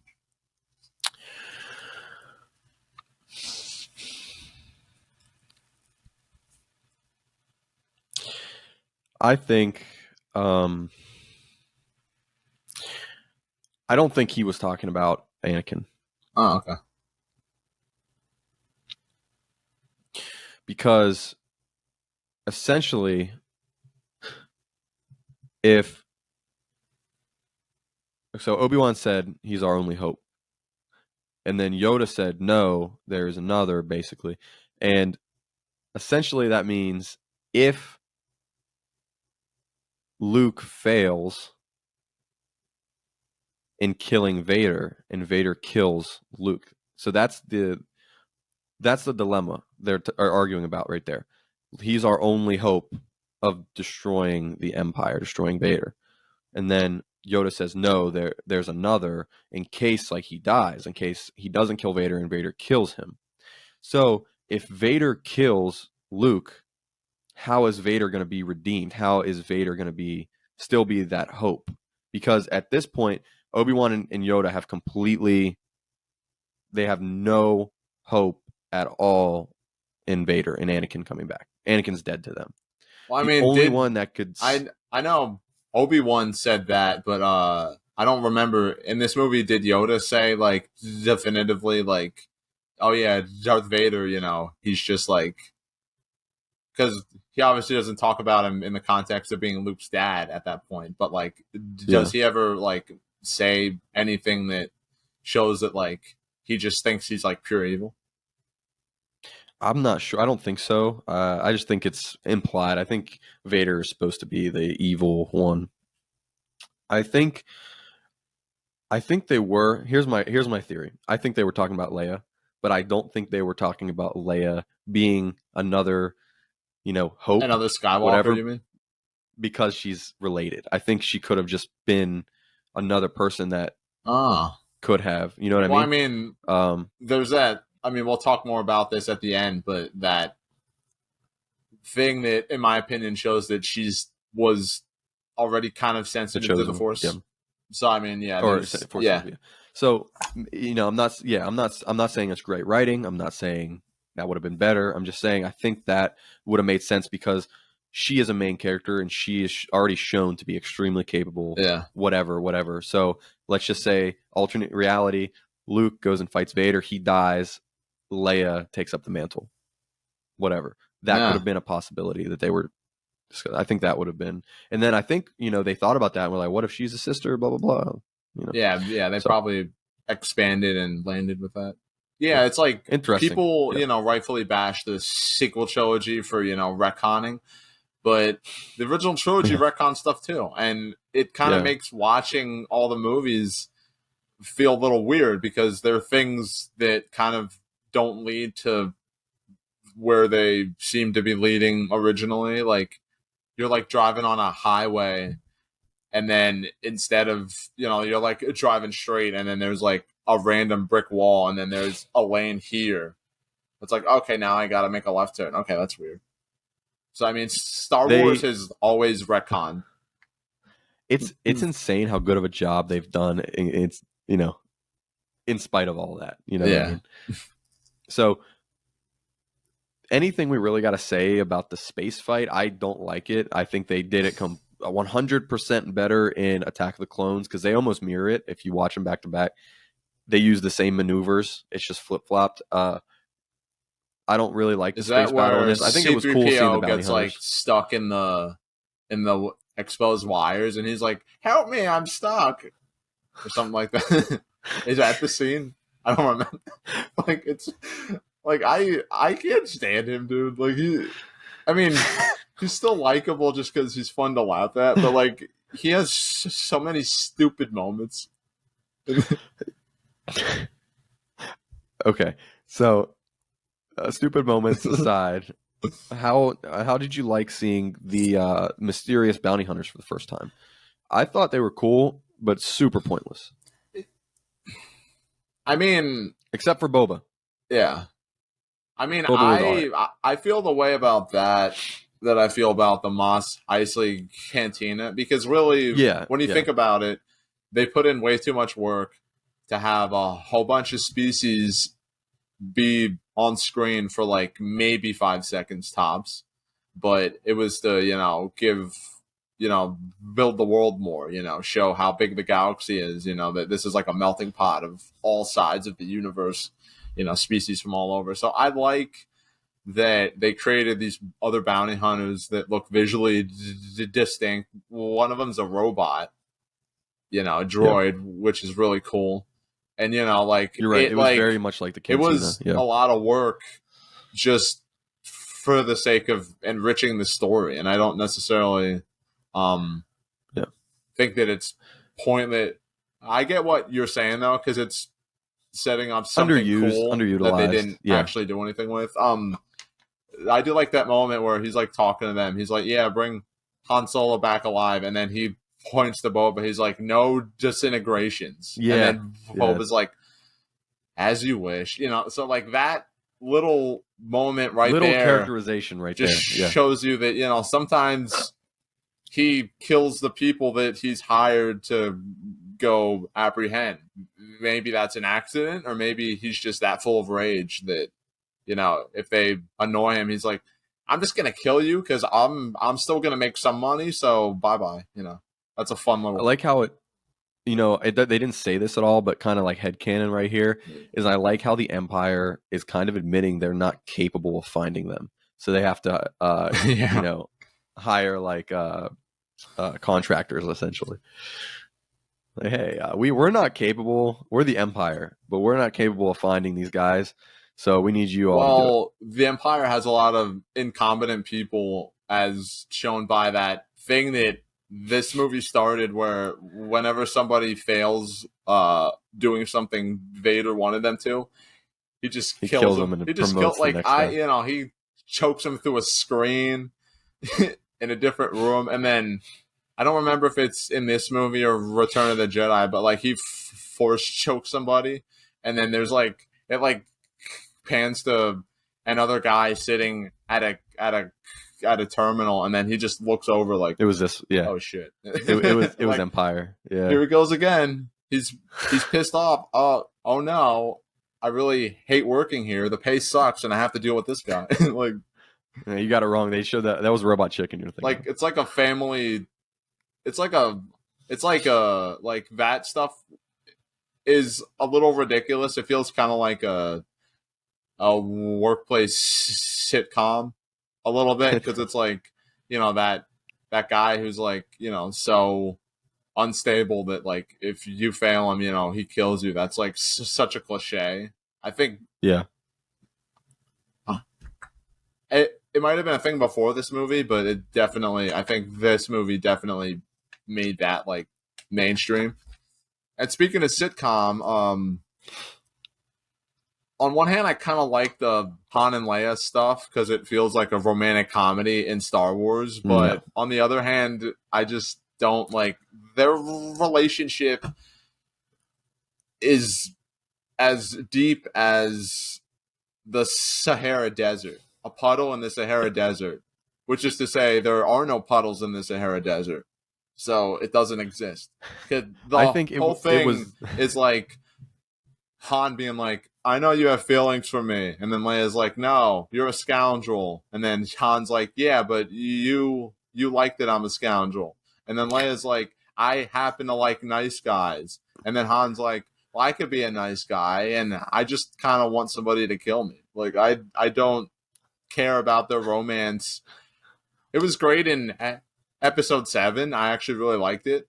But in here, it's like, it's just not like he's acting like he's older than her clearly, but he's acting like a freaking love struck teenager or like a younger man. It like, was I don't know. It was done way better at the end of the movie, which we can get into now in the third act. And it was done better when they get to Cloud City and he's introducing her to Lando. And then of course at the end when she's like, I love you. He's like, I know. That's perfect character. That's perfect.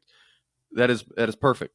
That's something that their characters would do, and it was done perfect. And then it sets up 6 very nice because honestly their relationship in 6 is done pretty well. Yeah, but speaking you're right, of throughout this movie it just keeps getting better, and it peaks at the end. Yeah, so speaking of Lando, they go to Cloud City because Han knows a guy named Lando Calrissian, and they have nowhere else to go. So they go to, it's a place in the clouds. It's like, I don't know exactly what it's a mining facility, City right? in the clouds. It's like a mining facility. It's supposed to be, yeah. Yeah. So I love that, like, Lando, he's a much bigger player in Return of the Jedi, but like, he doesn't have a ton of screen time in this movie, maybe like half an hour tops, maybe, but like he's just so charismatic, and like as soon as like he like walks up to Han and stuff, and he acts like he's gonna punch him, and then Han's like, and then he like gives him a hug, and he's like, how you been, like you just get that feeling that like they have a history, they've had moments together. And then I love the line that is referenced in Solo, so now I think it feels like a pretty good callback where he's like, how you treating my ship? And then he's like, your ship, and then he's like, hey, I want it fair and square. I want it because Lando was cheating, and then Han stole the cards that he was using to cheat, so he beat him fairly. Like, that's just like a fun little thing. Their relationship's cool, and I like how you're saying they just do it in the movie, and they don't sit and explain it to you. Yeah, like Leia's not like, how do you two know each other? How did that happen? And then Lando's Let's like, take time out of the movie. Let me tell you. So I met Han. Like, who cares about that? I don't care. They go into the flashback scene and it just starts playing, like completely derails the movie. But no, they handle that well, and he doesn't get a lot of screen time. So I like it because you're kind of like, is this guy legit or not? And then he's like, yeah, we got a dinner plan for you. And then come on down. One of the most iconic lines from Vader: I would be honored if you would join. And then Han, immediately takes his blaster, shoots him, and then Vader's like, bitch, please. I love how everyone's like, wow, Vader made a really nice dinner for them, and the first thing he does is just try to blast him. But that's cool because then you see that Lando's character is not all good, and it's just like, wow, I can't believe he did that to him. But then he kind of redeems himself, like shows that, like he's still trying to protect Leia, and then, Vader keeps changing the terms, and then we get the other iconic line, I am altering the deal. Pray that I don't alter it any further. Yo, Vader, man. And then, awesome. like Lando, like I actually really like him in this movie because, like, other people, anybody could be like, oh, Lando was an ass. He, sold him out. He ratted him out. But like, what would you have done? You know what I mean? Like, would you have been able to look at Darth Vader and say, I'm not going to do what you tell me? Yeah, no. Hell no. He didn't have a choice, and he did it because if you don't remember, he did it for the city. He did it for his people. Yeah, exactly. Because he said, you know what I mean? And you get the sense of how scared he is of the Empire, just like the rebels are. He just wasn't in the rebels. He was the whatever of the city, and he was just as scared as the rebels. So you're like, man, I can't believe he sold him out. But then it's like, wow, you got to think about it from his perspective where he's doing this to survive and for his people to survive. But when he gets an opportunity to change it, he takes it and he does do it. And he's a great character. Yeah, So, I never really appreciated Lando before, but I really like him now. yeah. So then Luke Great character shows in up 6. there, you know, and then Lando tells Han and Leia that, you know, like they're looking for some guy named Starkiller, and then they're like Skywalker. So like they're looking for Luke, and then Luke went right to him, and Star I Killer. love that moment where like he's like walking through the hallway, and then Luke like I think he like cocks his blaster or something, and then Boba Fett's walking, and then he just like stops and is like he's so like attuned to like listen for threats and stuff. Like that was I kind of wish they would have like had like a fight scene or something like that. Dude, the small things they do in these movies that they just don't explain. You see it and you're like, oh, that's interesting. It's great directing. Yeah. I think that's part of the dramatic, intense directing where he added those little things so you can get like more of a suspense. Like, oh, are they gonna fight? You know what I mean? Yeah, like you said, Luke shows up, And then when that when leads he shows us up, to woo, I don't best know part. if this is my favorite lightsaber duel in the entire saga, but it might be. It's just great. Like Luke walks up and like I It is said really good. earlier, the like lighting's dark and then their lightsabers are just bright and vivid. And then it's cool because at first Vader is just like fighting with one hand. It kind of looks like he's not really taking it seriously. He's like, I don't really need to try against this chump, I'm just gonna mess with him a little bit. He's a wimp anyway. I like when he is he's so slow moving, but so powerful and menacing. Yeah. And I love how he hides in the shadows. And Luke has his lightsaber out, and he's like looking around, using his lightsaber to like shine, like light up the darkness. And he like can't find Vader. I love it. And then I actually didn't think of this until right now, but you remember when like he like climbs up that thing and then Vader like slashes and then Luke moves and he like slashes that like cable thing that's like blowing smoke and then Luke like picks it up and like blows the smoke in Vader's helmet. Well, I feel like that was a callback to when Luke got captured by the Wampa. Oh, and then that's a good point. because like at the beginning of the movie, he was hanging upside down with an enemy that wanted to kill him and he was in danger. But now he's in that same situation and he's like, I got the upper hand now. I know what to do. And maybe that just reinforces Obi-Wan's remember your training. Yeah. Too. Yeah. So I got to watch that. I kind of like the idea of like call. Good catch. Of like training not just being like actual teaching, but like your experience. Yeah, I think that's like I feel like that's kind of what separates Luke from the other Jedi is that he didn't get trained in the formal dogmatic sense, but he experienced a lot of things. That's why Cal Kestis is so cool. I think that's cool. Yeah. I think that's great. Yeah. So the fight culminates to Vader. I saw a tweet about this moment that I thought was funny, where it's like, like Vader was fighting Luke, and like he thought Luke was below him in terms of skill and stuff, and then once he sees that Luke was powerful, he just starts throwing stuff at his son, like, okay, screw you, I'm gonna throw all this stuff, and then Luke's like swatting away like objects. Like it's a little hokey, but it shows like Vader's how powerful Darth Vader is with the Force. So, like, he can pick up these really big things and just, like, throw them like it's nothing. So did you know literally nobody knew about that, even when they were filming, that he was his father and they added it after? Yeah. David Prowse, the guy who wore the Vader costume, but he didn't do the voice, George Lucas had him say something else. And then James Earl Jones, when he went in to record the voiceover, said, yeah. So, like, Vader... like Luke like slashes part of Vader's outfit, and then Vader's like, okay, I'm not messing around anymore. And he just starts going, he disarms Luke quickly, chops off his hand, like when savage move. Like Vader, he likes to mess with his foes, but when he gets serious, boy, look out. Yeah. And then, he's like, Obi-Wan never told you what happened to your father. And then he's like, he told me. Mark Hamill's performance in this scene is a little ridiculous. He's like, he told me you killed him. You know, like, it's like, okay, I get it, but it's a little weird. And then he's like, no, I am your father.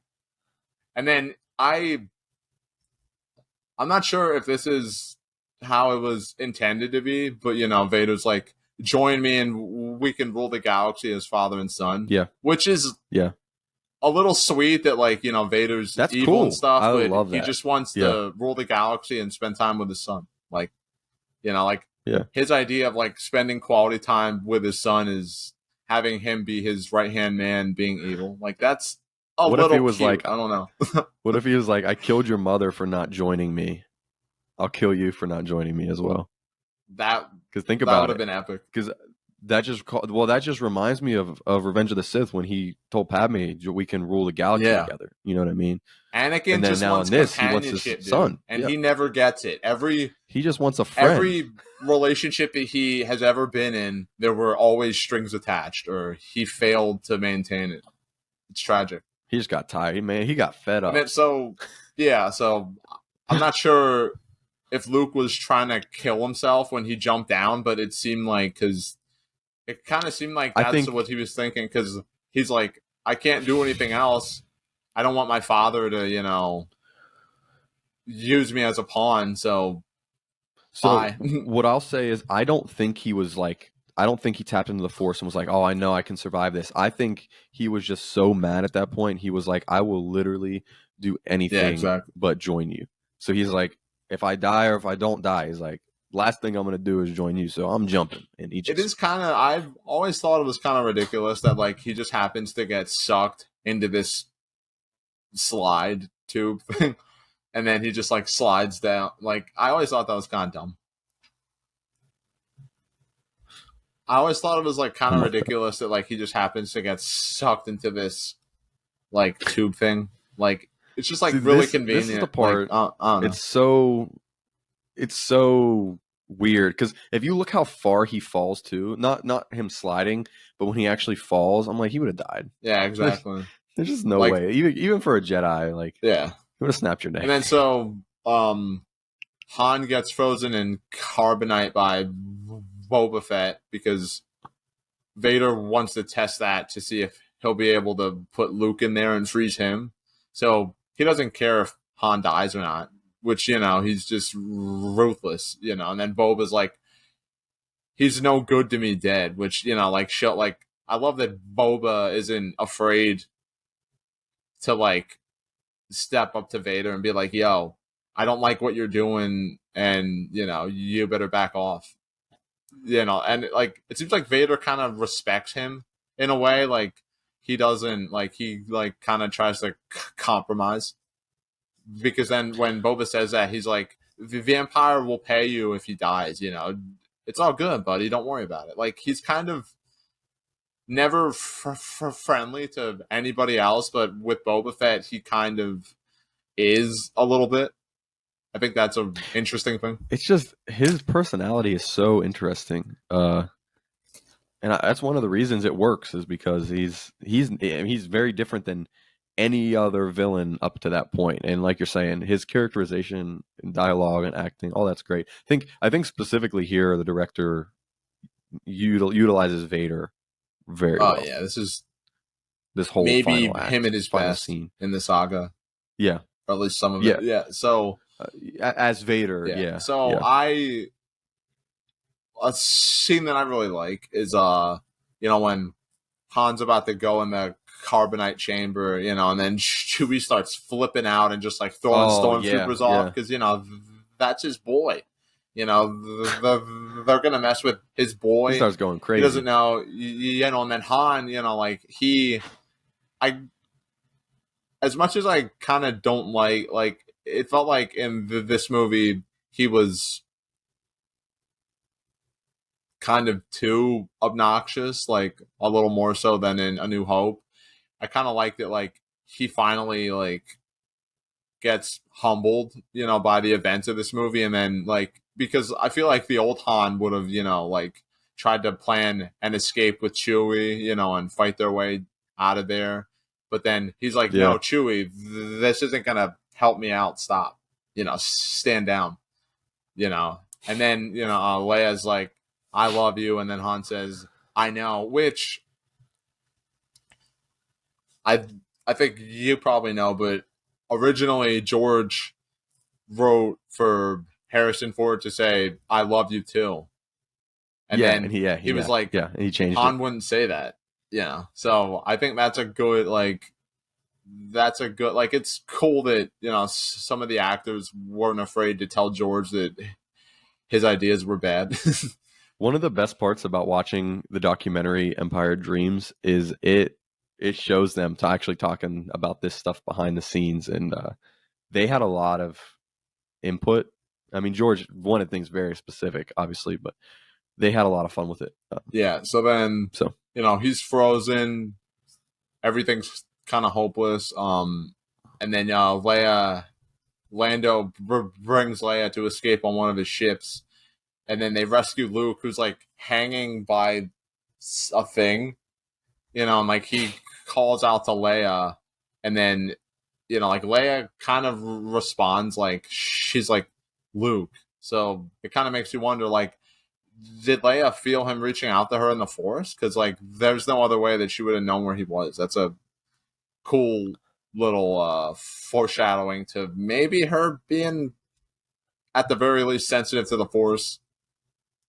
Probably not a Skywalker at this point, but what's cool about it is it doesn't mean that she is gonna be a Jedi or Force user, but that Luke can use the Force as almost like a what do you want to call it? What do they call it in the sequels? Skype.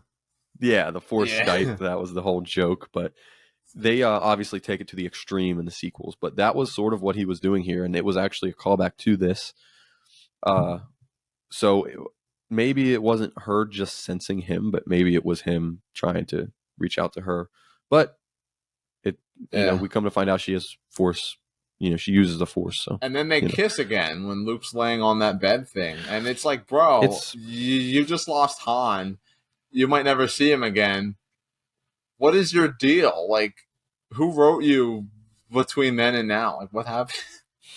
I don't know. It's just, and it would be bad enough if they didn't end up being related, but then that in the next movie, it's just bad. It's just bad. Like, it's some of the worst retconning I've ever seen. Just flat out. You're not wrong. That's why this movie is like one of my least favorites, because in the grand scheme of things, you can almost take it out. But that's fine in the grand scheme of things. If you're looking at it as an individual movie, I could see why it would be one of your favorites. You know what I mean? To anybody. Yeah, like the ending, it's like a cliffhanger, and I'm sure people in the theaters back in 1985 were pissed. Like, wait, now I gotta wait 3 more years, and like, I don't know. I kind of almost wonder like what the purpose of it all was. Like, it's kind of, I mean, I think from what I heard originally when this movie came out, some people didn't really like it because of how different it was. I'm trying to think. So like I feel I don't know. Like it's almost like The Last Jedi. Like people think The Last Jedi was the first time something like that happened, but this movie was kind of. People really just don't understand Star Wars, like at all. Yeah, so it ends with them about to rescue Han, Luke and Leia, all snugging up to each other. Kill me, looking out the window like at the big galaxy. Imagine if 6 was never made, like, and they didn't retcon. You know what I'm saying? As an individual movie, it's not bad at all. It's very good actually. In the grand scheme of things, like I get it. I get the reveal. People were like, "Oh, the reveal! It's amazing." I'm like, come on. A reveal like that doesn't just make it automatically the best movie ever. So the reveal of I'm more biased Vader of him being his father. Yeah. I mean, that was a good subversion of standard cliches. I feel like that should have been the only twist, but I mean, we'll talk about that when we Yeah, talk yeah. about Return of the Jedi, because I got some thoughts, but So, final thoughts on the movie. What do you want to uh, say? I think it's a great movie. It does. Agreed. It I is great. don't necessarily think it's like a masterpiece like some people do, because it kind of um I mean, I feel like that's more like, if I look at it as just a sequel, like we just have a New Hope and Empire. I feel like it was a really creative next chapter. Did a lot of great things, improved on a lot of stuff, but unfortunately we have all three movies, so I look at it as the middle part of this trilogy, and then I look at the next movie, and it's really messy in some ways, with how it leads into that. But I mean, it's Agreed. still a great movie. I think it has some of the best stuff in Star Wars. I don't know necessarily where I'd rank it. Probably top five, I guess. Yeah. Yeah, I think it is a top 5 movie. But just when it comes to me personally, like my very biased rankings, it's at the bottom of the original 6 at least, because I like to think of things in complete stories, and the original 6 together. I think this one is one that isn't essential to the main story in terms of a movie. It's a great movie. It's a great sequel. Obviously, I have a lot of fun watching it nowadays. Growing up, I didn't like watching it, going through my you know watch list oh, 4, 5, 6. It wasn't my favorite to watch. I think it is missing a fun element to it, and like nowadays we're watching it, we're talking about the seriousness of it, the deep meanings behind certain things. But as a kid, it's like, where's the fun at? yeah, What I mean? Yoda's cool, I guess, but then everyone hates the Ewoks. But Yoda was cool. So I don't know. It's just a weird movie. Um, Looking back at it, and I could definitely see why it's people's favorite. So I don't know. To each their own. yeah. I just made everybody absolutely hate me after this Well, episode, but people are gonna hate me in it's the fine. next one, so it all comes full circle. We're gonna completely swap views next episode. Yeah. That's fine. So it was a lot of fun doing this. Let's end it real quick with a movie or game recommendation, and I'll go first because I already mentioned Star Trek: Strange New Worlds. If you want to cry, if you want to feel something deep inside, Star Trek: Strange New Worlds. That's it. End my rant. Okay, What happened to my lighting? There it is. What that was weird. My game recommendation is one that I'm playing on my Vita that I got about a year ago. It was like modded, and it has a memory card of every PS Vita game. There are some that I can't download, but I don't have to buy Vita games. And um Legend. yesterday on my lunch break, I started playing Bastion by Supergiant Oh, Games. yes, sir. How was Dude, it? this game is off the hook. It's Rocks. not that Yeah. long. Generally, their games are pretty short, really streamlined. The art style is great. The backgrounds are great. The amount of work that must have went into making this game look like it does. And dude, the environmental storytelling already top notch. Like, there's a moment that I don't want to spoil. You find it out fairly quickly, because the general premise of the game is that you're a kid in this like town or whatever. It's like a sci-fi story, and like there's some calamity event, and then so I have it on you have to Switch. I need to play it go though. to this place called the Bastion, which is like kind of a hub area where everybody was supposed to go in the event of a That sounds so cool extinction as a level premise. event or whatever. And Yeah. there's something that the narrator says relating to somebody. I might have already spoiled it, but you know, it's like 5 minutes into the game and it made my jaw drop.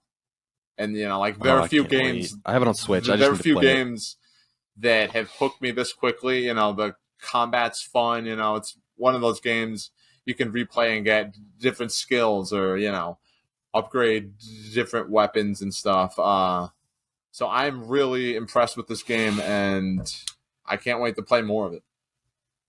Solid choice. We love Supermassive. All right. Well, that is episode 26, Empire Strikes Back retrospective. Yeah. It was a lot of fun. Thanks for coming on. Always a and pleasure. Next episode will be a lot of fun. Who knows what it'll be? Because we just do random stuff Yeah. now. There's so much happening. We're going to be ranking our favorite Pop-Tarts. Spoilers. Dude, cherry, top 3. I don't know if I've ever had the s'mores was always my jam. Exactly. S'mores. That's a good one. Yeah.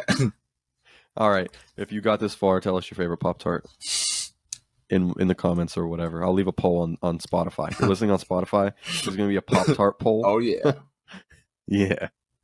All right. See you later. Peace.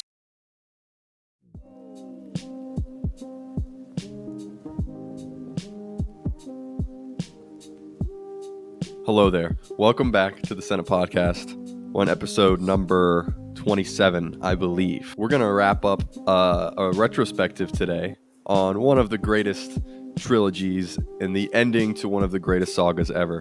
But I'm joined by the Boosh bounty hunter Tony Quinn. And I'm pretty sure I just did not pronounce that name right. But anyways, this is our 6th retrospective for the Star Wars trilogy. So we're at the end of the, original saga by George. So up until this point, how do you feel we're doing on the retrospectives? I feel like we've been doing pretty good. I because we started with the prequels, because obviously chronology and all that, and like those were really long, especially Revenge of the Sith, because those stories are trying to be more grand and more operatic, more about the politics and stuff. So there's a lot of stuff happening. Whereas the original trilogy, like A New Hope, is one of the most bare bones movies ever, not in a bad way. Yes. Like it's perfect.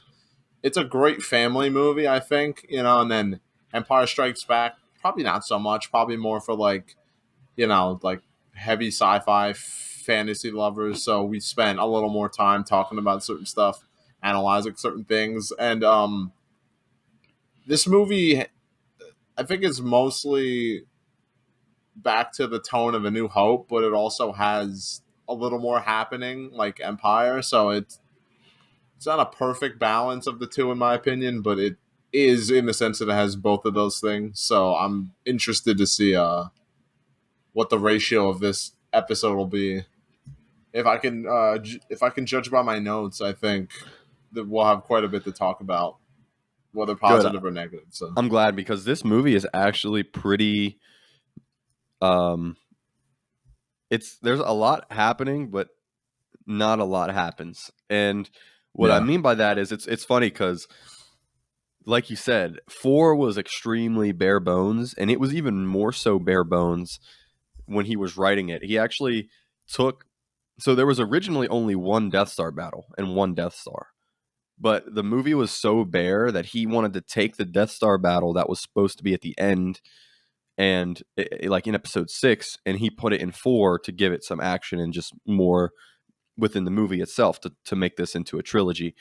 Where so you didn't have to try to fit everything in the one movie, but he ended up taking the Death Star fight from 6 and putting it into 4, which I thought was really interesting, because then he had to make another Death Star and rework some things. Well, that's interesting, for like, so it's not just necessarily lazy writing, like, oh, there's another Death Star, but it's just bigger. Cool. Because that's a trend that the sequel trilogy did way too much, as we'll talk about. But that's all, like, it's interesting to kind of postulate what the original climax of A New, because that originally wasn't a part of the movie. So it's like, okay, then what would they have done then? Like, yeah, and like originally, Obi-Wan was not supposed to die, so they had to do some things, and originally, Jabba the Hutt was in the movie more, and you could see that a little bit in the special edition, which segues me into talking about the special editions of these movies? Because I'm assuming you're watching the special editions like I am. No, I'm watching the. I got the original VHSs from Oh, so somebody my mom knew. Yeah, okay. I So would never willingly watch the special editions except for Empire because, like, I hear that one, the changes are not that bad. But I've seen a lot of the changes to A New Hope and Return of the Jedi, and I love George, but yeah, I also criticize George, and that's one of the things that I've always been like, why did you do some of this stuff? I don't we'll get into know. that. But he was saying in his commentary that actually he changed the least amount of the original content for episode 6 compared to episodes 4 and 5, which is kind of interesting because he when he wrote and produced episode 6, it was very close to his original screenplay, that he had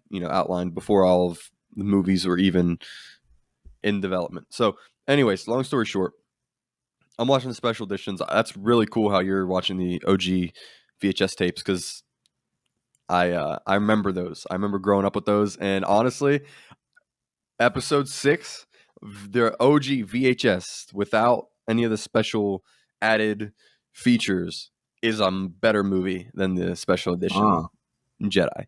It's just weird too, like how just really, really quick, like how there's like that fear of like certain media being lost, and we've like seen that where like certain physical games, they're either not accessible or they're like really expensive, so they're essentially rare. Like they're so. And then some of those games, they don't get like remastered or whatever, and it's kind of the same with movies. Like I'm pretty sure the original, like the theatrical versions of the original trilogy aren't just readily available. Like if you have Disney Plus or whatever, like if you want to watch them online, like buy them online, it's the special editions, and I just hate that, really. So it's like me having the original VHSs. It's like I feel like I'm like getting away with like some like big cosmic crime. You know what I mean? Like I'm not supposed to have the original. I'm supposed to pay money to the big corporations Yeah. if I want to see the product, but it's like like I'm like a criminal that I stole them from a vault or something. It's just a really strange time for media, but yeah. There's actually a rabbit hole I want to go down with that, but we'll get to that during this discussion for the first act of the movie. So, without further ado, I think, if you're listening to this and you don't know what we're talking about by now, this is our definitive retrospective for Star Wars Episode 6, Return of the Jedi. And, Tony, remember how I told you I have a surprise? Yeah. Look at this bad boy. Oh, nice. Yeah, I found it on vacation. So, the movie. Now we're going to dive into it. We'll start at the beginning like we have been doing for all of these retrospectives. So, Star Wars, the opening crawl of the movie. I actually really enjoy where this movie opens up. I've been thinking about it all day, and just about this whole first section on Tatooine. I love it. Is there anything you want to say before I dive into I Jabba's mean, palace, all of it? I kind of wrote down a play-by-play of what happens because I don't know where you want me to fit that in, but the opening of this movie is just an absolute train wreck of just I don't know if that's the right word. It's a lot of stuff happens that doesn't make any sense, but I So don't know. no, it's fine. Keep going, but I'm gonna jump in and kind of give some of my opinions and some of what George says in the commentary, just for added context. Since this is a retrospective, we can do what we want. Anyways, originally George did not have Tatooine show back up, and I feel like I love seeing Tatooine. I love the intro, the addition of Tatooine into this because I had this thought earlier. Tatooine is in every Star Wars movie of every George Lucas Star Wars movie except Empire. So I think it's cool that we actually got to see it one last time in this movie, and they just kind of get it out of the way with a fun first act. That it is what it is. I like some of the stuff they do, but it originally wasn't in there. It was supposed to be just the battle. Uh, it was supposed to be Luke and fighting Vader and the Emperor. That was really what this whole movie was supposed to be about. And then it was the Empire attacking the Wookiee planet, but he changed them from Wookiees to Ewoks, and then added the Falcon and Lando and the shield generators. All that stuff was added with the writing and all that. But this point being, this first section with Tatooine was to actually fill in just time for the movie. So I kind of wish them coming back to, like Luke coming back to his home planet served more purpose than just a joke between him and Han, where he's like, because Han's blind because he was frozen in carbonite for I don't know how long, and then Luke's like, "Oh, there's nothing to see here. I was born here, and then Han's like, "Well, you're gonna die here, That's convenient." And it's like, yeah, that's funny, but like, I don't know. That I feel like they had him come back to his home planet, and he could have had moments of like self reflection, seeing how far he's come. But no, it's literally just a joke, and it's like, okay, I mean, we didn't need to do this then if you weren't going to actually do anything with it. So yeah, and George he says that Star Wars was always meant to be just a visual film, and obviously, I think unanimously we all agree that the dialogue is probably the biggest issue with Star Wars in general. But Nah. he says that Star Wars, just all the movies, they don't really take themselves too serious, but this is actually a very emotional movie and very has a serious tone to it for most of the movie. So I think you're right. I think seeing something like that would be cool. I mean, there are what is it? What's the word I'm looking for? There are not I guess there is an actual deleted scene of him making his lightsaber on Tatooine, his green Yeah, one. I think I saw that one. Yeah.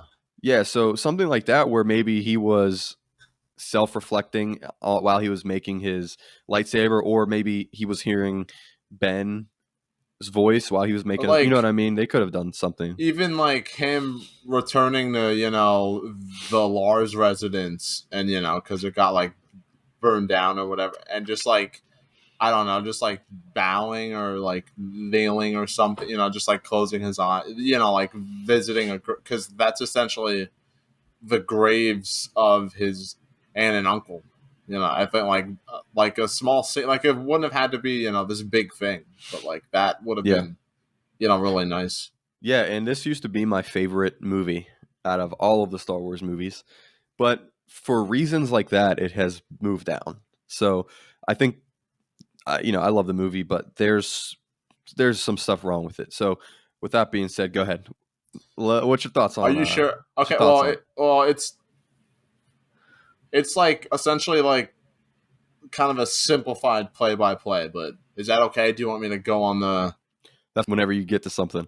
Okay, so yeah, so Luke sends C3PO and R2D2 to give Jabba a message. He offers them in exchange for Han, which they're surprised by when C3PO hears Luke say that he's going to offer them his service to Jabba. He's like, what? So C3PO didn't know the plan. Okay, then they get taken to get restraining bolts. Then later, Leia and Lando, in disguise as bounty hunters, bring Chewie in to collect the bounty on his Okay, head. let me just when I actually really love that Leia was disguised as the bounty hunter, I like and that too. Yeah, I love it. And I believe the race of is called obese or whatever. I never knew that. And that's what I actually said at the beginning when I called you the Boosh or whatever, the Bosch Oh, bounty okay. hunter. That's what that is, which she was disguised as. So yeah, I love that, and I love the carbonite with Han because at the end of Empire, you're not really sure where it's going to go, and it's so cool that they bring back Jabba because Han was um sorry, you didn't watch the special features, but in A New Hope they add Jabba to it. I believe you I know what I'm talking I about. did see that. Yeah, I Okay. think that scene sucks. It's terrible, but it kind of just shows that, like, okay, Han got away from Jabba. Now Jabba got Han back in Carbonite, and they have to go rescue him. And I love this. I love this opening of the movie. The beginning and the end of this movie is awesome. I'm sorry, we're at completely no, no, opposite ends here. no, but yeah. So then Jabba gets mad because they ask for more money. Why does Leia need more money? They're not actually turning Chewbacca in. What is the point of this? And then one of them, I think it's Leia, threatens Jabba with a thermal detonator. Then Jabba is impressed with their bravery and he compromises. Then Leia sneaks in and she melts Han out of the carbonite. For some reason, she stops to kiss him instead of just getting the hell out of there. Well, And they then had to Leia, reverse the dialogue from Empire. yeah, and then Leia gets They had to captured. stop and do that.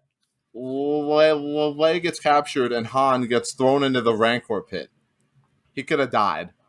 I'm just saying. Then Luke shows up and mind controls his way in. Then he pulls a blaster on Jabba, and he also gets thrown into the Rancor pit. He could have died. Luke kills the Rancor. Then Jabba sentences Han, Chewie, and Luke to get thrown into the Sarlacc pit. Then Luke says, "I've taken care of everything."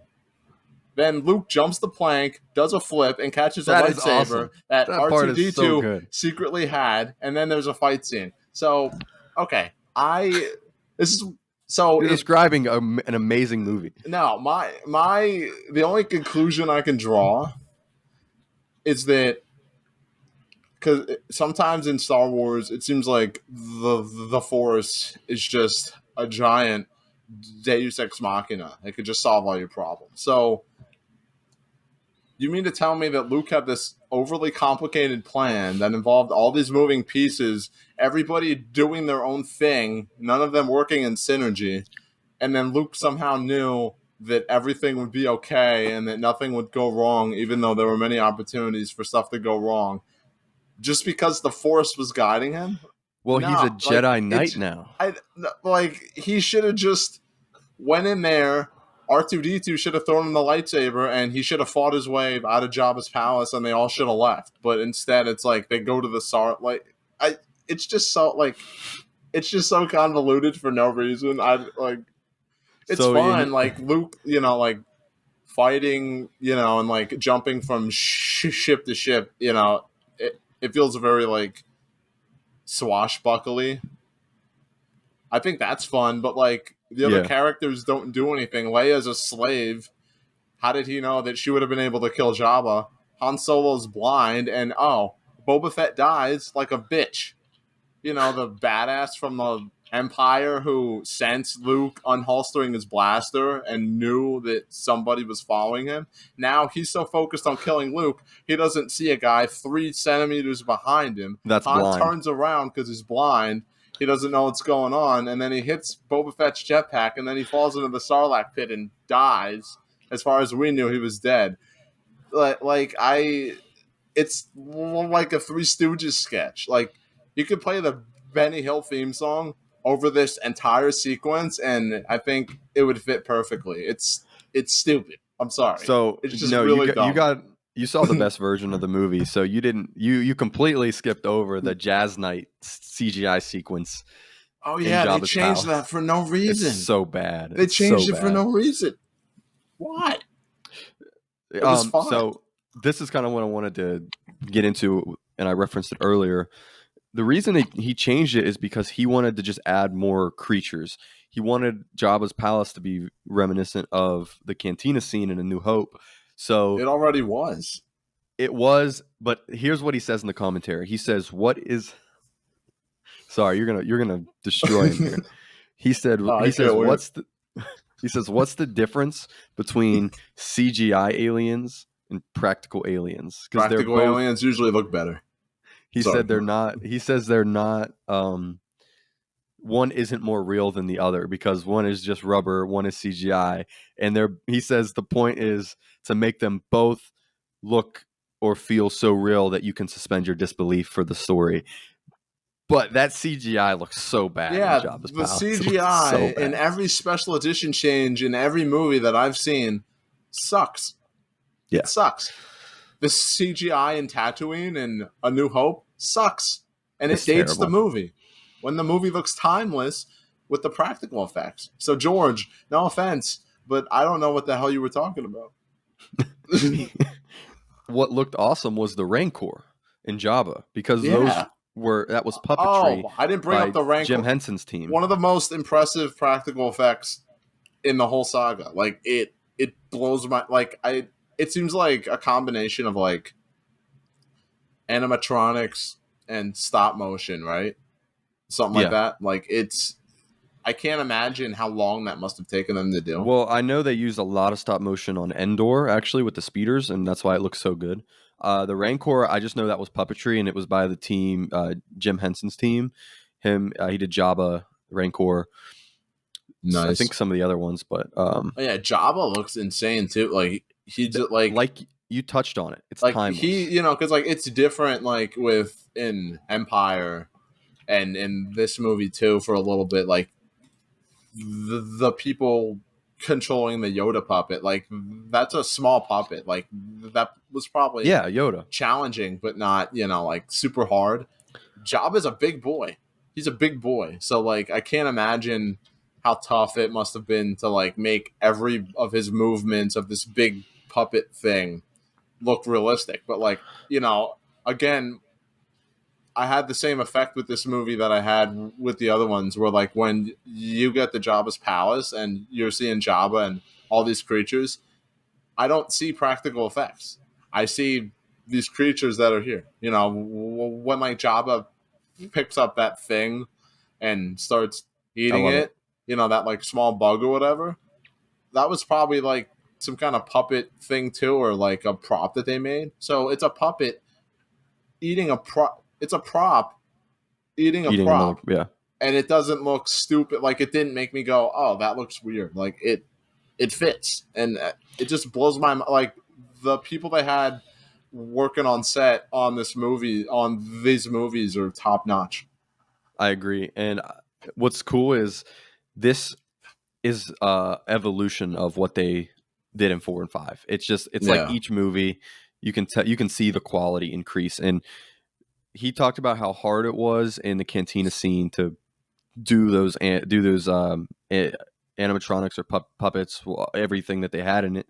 And then he said a lot of the time and effort in Empire went into making Yoda believable. That's why there wasn't as many aliens. yeah, But he said in this one, we really focused on getting 40, 45, 50 aliens in one room at a time. It was really hard. They had to get the a lot of moving pieces, like you said, and all the moving pieces look good together, and it's timeless. So yeah. I could say like this is my least favorite of the original trilogy by a long shot, but it has the best effects. I think. I think so too. So Luke, he is. I made the joke earlier. He's a Jedi Knight at this point. I love how he's in all black. That's deliberate. I love it. Yeah, Of course, we all know the story. it's a parallel to Anakin in Revenge of the Sith. And Attack of the Clones, he's wearing some black, but in Revenge of the Sith, he just looks way different. And it's the same thing with Luke. Oh, and other, I never noticed this. Another parallel to Anakin is when he's threatening Jabba, and he says something like, "It's not wise to underestimate my powers." Yeah, that's true.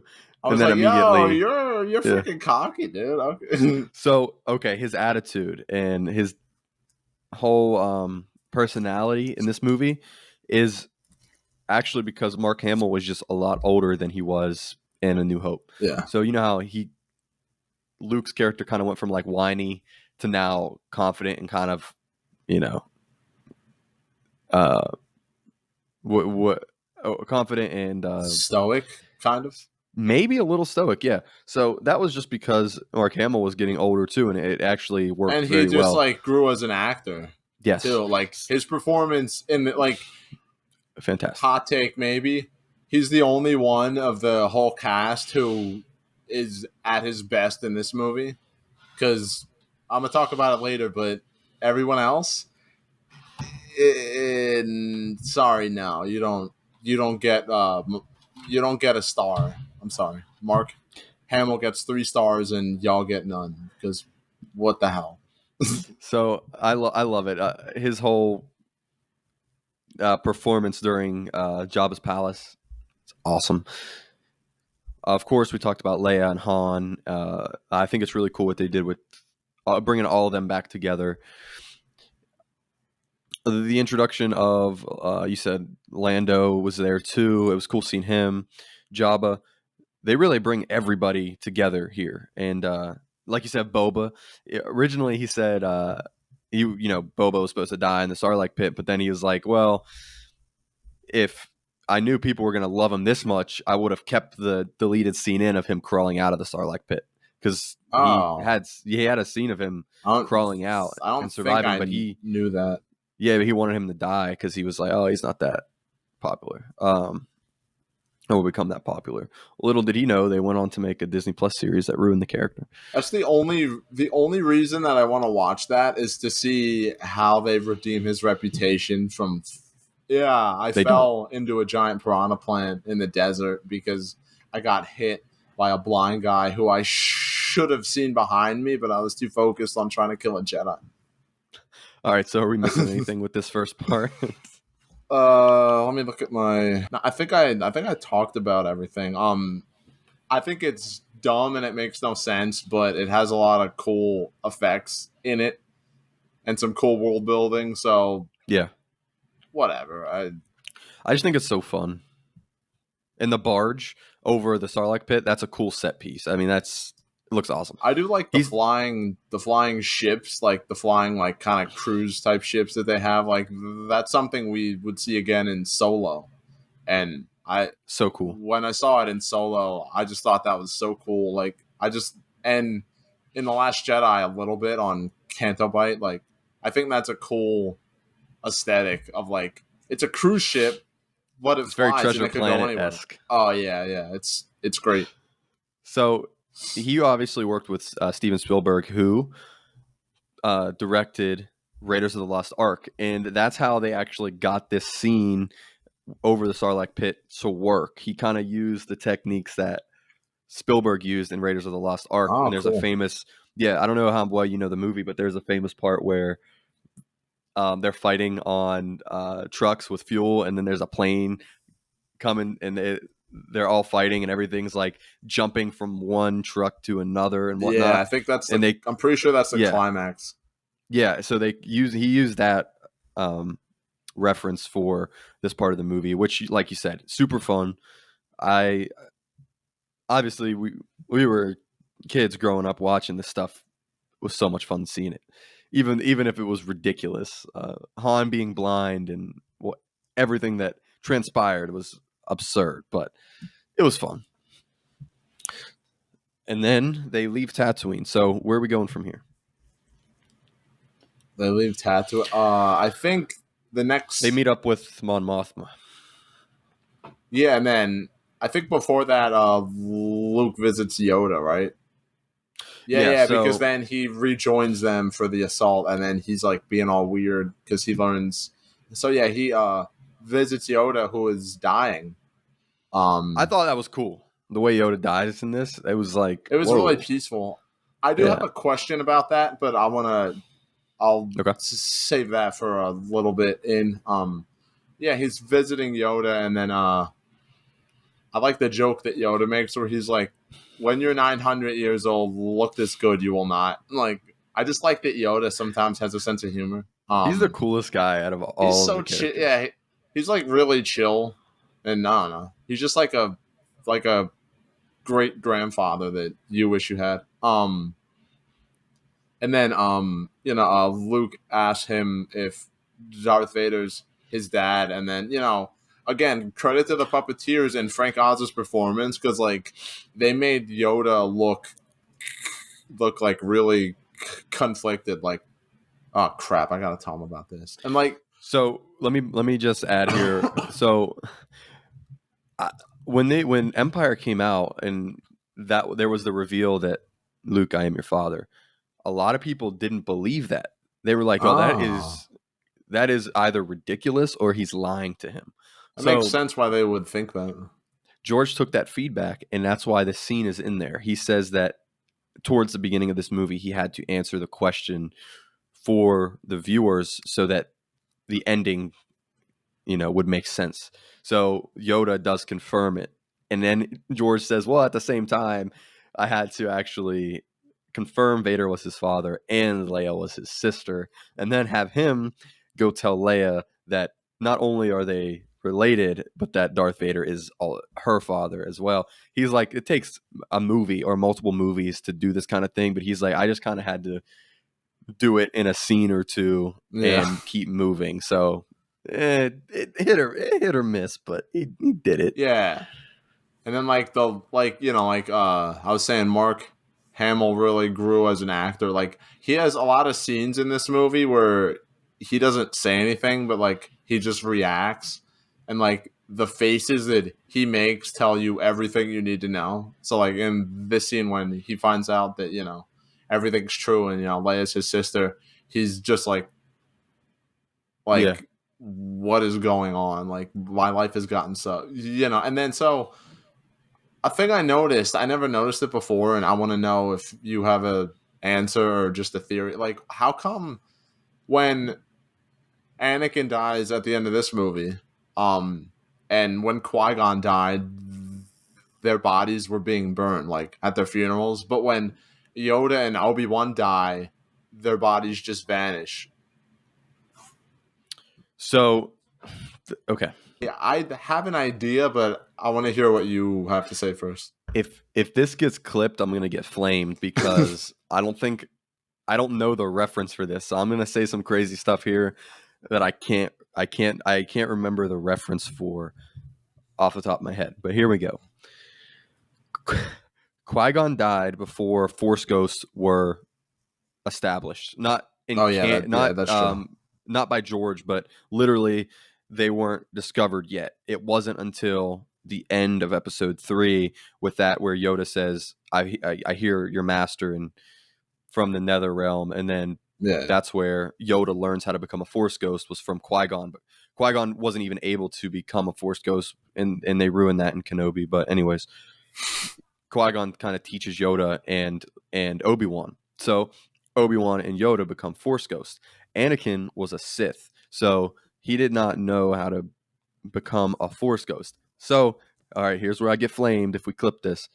There is, I heard this somewhere. It was like an official thing where when after this is so crazy. I'm sorry, but this is the answer to that. Anakin dies in Return of the Jedi, and as he's dying, like as he dies, literally, Obi-Wan appears to him in the Force and teaches him how to become a Force Ghost before it's too late. So that he knows how to become a Force Ghost. Uh I don't know who thought of that. I don't know where that comes from, but there you go. Yeah, like I just thought that because in within the context of the original trilogy, we see when a Jedi dies, they become a Force ghost, and Anakin became a Jedi in his dying moment, so he became a Force ghost. Like it That's the wasn't best until later explanation. that like Yes. all the rules and stuff were established as to like what dictates whether you can do it or not. So then that was why I got thrown off because I'm like Anakin, like it seemed like they were burning his body. Like it wouldn't make sense for Luke to just burn his respirator suit and not his actual body. So like I feel like he was probably cremating him, but then he became a Force ghost anyway. But then Oh, now we know that the Sith don't have the power to do that. So it's like what like it's kind of become a little more muddled than it was before. But I mean, whatever. it was in the novelization. Oh, the novelization of the movie. Yes. So in return, here we go. Here we go. YouTube Shorts. All of you watching this on YouTube Shorts, I found it. The Return of the Jedi novelization cleared it up. In his dying moments, Anakin was taught how to become a Force ghost by Obi-Wan's ghost. So apparently he was trained, and because he turned back to the light side just before his death, Anakin was able to become a Force ghost. And I'll keep going. Darth Vader learned of this ability through Darth Sidious, and upon his death, the spirits of Kenobi and Yoda completed his training by granting him the last step in becoming a spirit. Anakin's spirit appeared as that of his younger self prior to his fall of the dark side, which I think is the worst part of the movie, by the way. So there you go, YouTube Shorts. Oh, and I did actually. I'm glad I remember this because I think this is pretty an important wrinkle for the prequels, I guess, retroactively. When Yoda's, he's like laying on the bed or whatever, Luke's like, Yoda, you can't die. Yoda says, strong with the Force I am, but not that strong. So does that mean that when Palpatine told Anakin that you can use the dark side of the Force to stop people from dying, he was lying? Or did Yoda not know about being able to use the Force in that way because he never studied the dark side? Because in this scene, Yoda's basically saying, I'm strong with the Force, but I can't even stop myself from dying. Yeah. So was Palpatine lying, or did Yoda just not know that that could be a thing? I think Palpatine was lying. Yeah, me too. It was all a thing for control and whatnot. Guys, a reference. Just go back to our Revenge of the Sith 4-hour supercut definitive retrospective thing. We talk about it, but yeah, he was lying. So yeah, that's what I think. There's a lot at the end of this movie, but yeah, right there, I love the scene with Yoda. Like you said, Mark Hamill's performance was great, right there. So Yoda dies. That's sad. Now it is up to Luke to save the galaxy. And then, yeah, he joins up with them at with Mon Mothma. They're meeting with the crew, talking about how they're going to take down the new and improved Death Star. And I got this scene is kind of the first hints that you hear those stories about how Harrison Ford wanted Han to die in Empire Strikes Back, but then George didn't want that, and seeing Harrison Ford's performance in the other movies, especially Empire, was solid. In this movie, we know that he's kind of had a tumultuous relationship with this franchise. Like he kind of hated it for a while, and then he came back for Force Awakens and Rise of Skywalker somehow, and seemed to genuinely want to do it. So I don't know. I feel like he's kind of phoning it in this movie because Han in this movie, he shouldn't be in this movie. He's just a bumbling idiot who doesn't do any him and Leia have this really weird scene where Chewie volunteers and then Han's like, "Well, that's one," and then Leia's like, "I'm in two. That's one more," and it's like, what is going on? Like, I don't know. Like, I don't know. I think I read in a YouTube comment on a video that during the filming of this, Carrie Fisher was struggling with like bipolar depression or something. I don't know. I think she was having some kind of problems because her performance in this movie is also shockingly bad. But I don't necessarily feel like it's all her fault. But like, I don't know. Her and Harrison Ford just like Leia and Han in this movie just feel wrong. That's another reason this movie dropped for me a little bit, was because if it doesn't involve Luke and Vader, it's kind of not great. So, I mean, I like the Ewoks. I like some of the set pieces. I can't wait to talk about the Ewoks. With the barge and the speeders on Endor. I think that's awesome. But like in terms of a movie, story, plot, all that, if it doesn't involve Luke, Vader, and the Emperor, it's like, okay, Yeah. They really just had to be there, and he had to wrap it up because George says that he made it a trilogy because it's like 3 acts. The first act is to introduce the characters, second act is to introduce the problem, and the third act is to resolve everything. So he kind of just had it in there for everybody to get that resolution in the end. So but there was problems with the story. So all right, we now Death Star time. So I actually love how the Death Star wasn't even operational, but they decided to attack while it was being built. You know what I mean? Because Yeah. I feel like if the second Death Star would have been completed, that exposed reactor wouldn't be there this time. So it's pretty cool how you get that shot of it in the background where it's like 3/4 of the way done and you could see it's still under construction.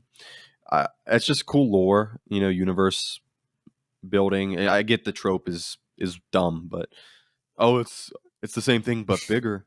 You know what I mean? But it's cool seeing like how it was in the middle of being constructed. I thought that was cool. But all right, what do you want to do So now? let's see. After Endor? this, they split off. Yeah, they go to they go to Endor, and in my opinion, this movie was already kind of running on a broken track. But when they got to Endor, it falls off of a cliff. Endor, I love it. it gets to the movie. I mean, they get to Endor, and the whole plot just stops.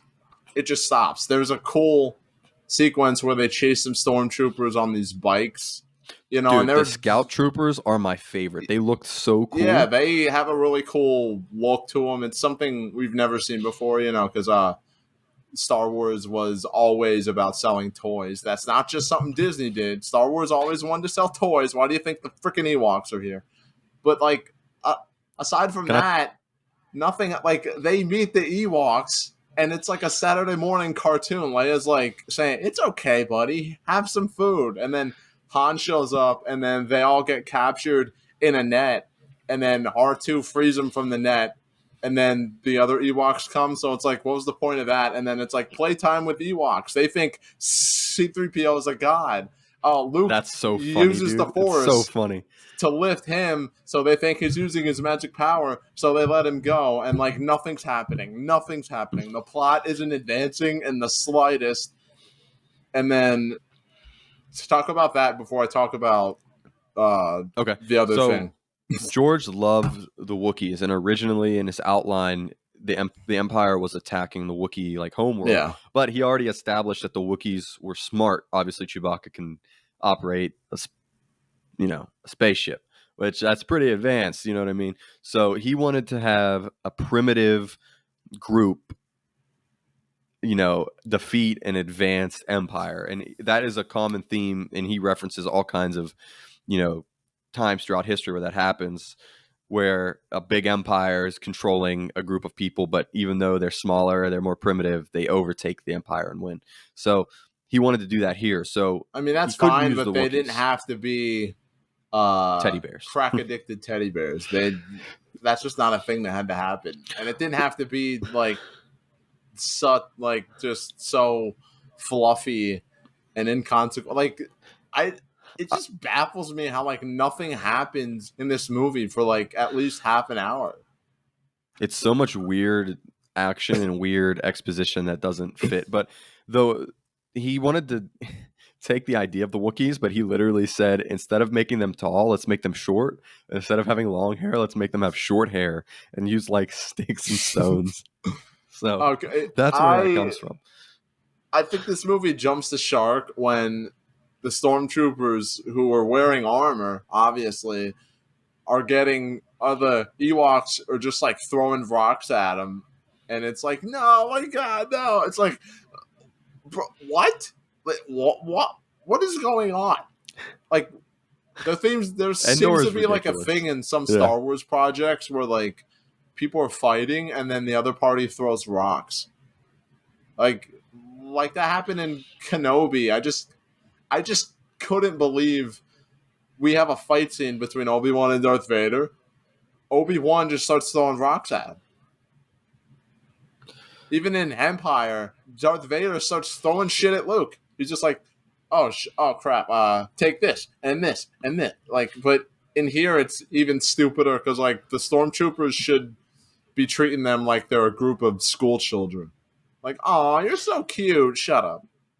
So yeah, it was funny because literally, like what you're saying, George kind of said the same things. He's like, "How are we even going to make these teddy bears. He literally refers to them as teddy bears. He's like, how are we going to make these teddy bears menacing or seem even capable of fighting the Empire? He's like, you kind of have to suspend your disbelief. It is ridiculous. But what he does say is that in the end, it wasn't the Ewoks that actually beat the Empire, though, because you had the space battle going on. He said the space battle was really what turned the tide and destroying the Death Star.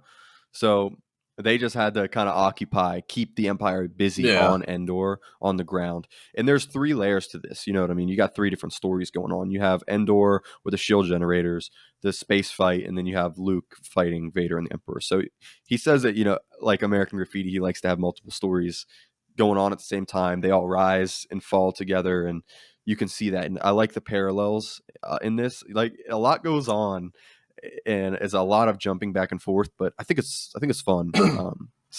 Sometimes it don't make sense, but the other quick thing I want to bring up before I go on, like, my 20th rant regarding the Luke and Leia scene is, in Empire, I'm assuming that the Emperor was the one who told them to, like, scout out the rebel base and, land a surprise attack. In this movie, I don't it's cool seeing this is the first time Ian McDiarmid played Palpatine, and, he's fantastic. Obviously, we've talked about that. But, like, he doesn't seem to want to do anything in this movie. Like, there's literally a scene where Vader comes to him and he's like, I thought you were supposed to be on the ship or something. I forget what he says. And then Vader's like, the rebels are on Endor. And then the Emperor's like, I know. And then Vader, like, he's just basically like, so are we going to do anything about that? And then Palpatine's like, no, let's just chill here. Luke will show up and then we can turn him to the dark side, bro. Stop. Just relax. Go have yourself some coffee. Vader. Watch a movie. Take a nap. Just chill. Like, it's so, like, I don't know. They were just, like, on the Empire side, it just doesn't feel like there's any urgency, which is, like, another problem I have with this movie. Like, I don't know. I feel like that's deliberate. The Empire stopped striking. But yeah, you're right. And then so playtime with the Ewoks. They become friends with the Ewoks. It's all freaking fantastic. I want to die. And then, like, Luke's been kind of acting sheepish to Leia. And then, Leia, he, like, goes off by himself, and then Leia shows up. I like the lighting in this scene, by the way. Like, it's like, it's like pretty dark, but there's like a little bit of light shining through. I just like that. And then, Leia's like, oh, what's wrong? And then Luke, I hate this thing that sometimes characters do in movies where, like, they say something in a really roundabout way. Like, Luke takes like 3 minutes to say that, oh, Darth Vader's my dad and you're my sister. He doesn't just say that. He, like, makes it round. Like, the Force is strong in my family. My dad has it, I have it, and my sister. And it's like, what is this freaking dialogue? But then Leia's response to this is maybe my least favorite thing in the whole saga. I don't love it, but it makes sense. It pisses me off. She says, I know. Somehow, I've always known. No, you did not. No, you did not. In the last movie, you kissed him twice. And in the first movie, you kissed him on the cheek, kind of affectionately, not just like a platonically. There is no way on God's green earth in any universe you knew or had any inkling that this guy was your brother. And if you did, and you still kissed him twice, then you're a creep. And I don't know. I don't want you as a main character in anything because you clearly need a therapist. Sorry. So I don't think that. Yeah, you're right about that. I like it in context of this movie, but to say that I always knew, it's like, no, you didn't. That's just you did not. You did not. I mean, but once I think she starts to kind of tap into the Force after Empire, she realizes that because they're twins. Yeah. So they both have the capability of using the Force to the same degree. It's just Luke has had training, Leia has not. But I actually like when she says, somehow I knew. Yeah, she didn't always know, but somehow I knew. Yeah, I think she kind of sensed it in the Force. Like she kind of felt the connection after Empire that was like, okay, we might be related. You know what I mean? Like it was almost I mean, I feel like she was like, using the well, I Force. mean that like, I feel like in that case she should have just said like, I kind of been having a feeling for a little I bit or felt it. Yeah, something yeah, yeah. I instead know of what you mean. somehow I've always not like. There's That's just, weird. Yeah, come on, man. And then, yeah, it's like weird. Luke leaves to go to Vader to get to the only part of this movie that I really like. And then Then Han Han's shows up like, and it's a stupid love triangle it's BS so where bad. like he's like, "What's wrong?" And then she's like, "I can't talk about it." And then he's like, "But you could talk to Luke, huh? You could talk to Luke about it." And then I do like though that like he's Worst about to part. storm off and then he immediately stops and he's like, I can't be that way anymore. That was the old Han, the new Han, is a understanding guy, and then he's there for her. But this is another missed opportunity, in my opinion, because Luke just dropped the biggest bomb on her life since Grand Moff Tarkin fired on her home planet and blew it up. Um, and Dang. like this would have been a great moment, for like her and Han are in a serious relationship, and she at first doesn't want to talk about it, and then he's like, look, if we're gonna be together and we're gonna love each other, you're eventually gonna have to share stuff with me, and I'll try and do that for you. And then she tells him everything and they get closer together and we learn how she feels about it, and we could have had a few more scenes like that down the road. In this scene, she barely reacts to it, and then for the rest of the movie, it's like she forgets. She just forgets. Like we don't get her perspective on it. We don't get anything, and it's like I don't know. Like I feel like, see, it sucks that a lot of this is like retcon stuff that George thought up later, because Yeah. if he would have thought it up from the beginning or just done what he wanted to do straight through and not changed anything, it would have felt more cohesive.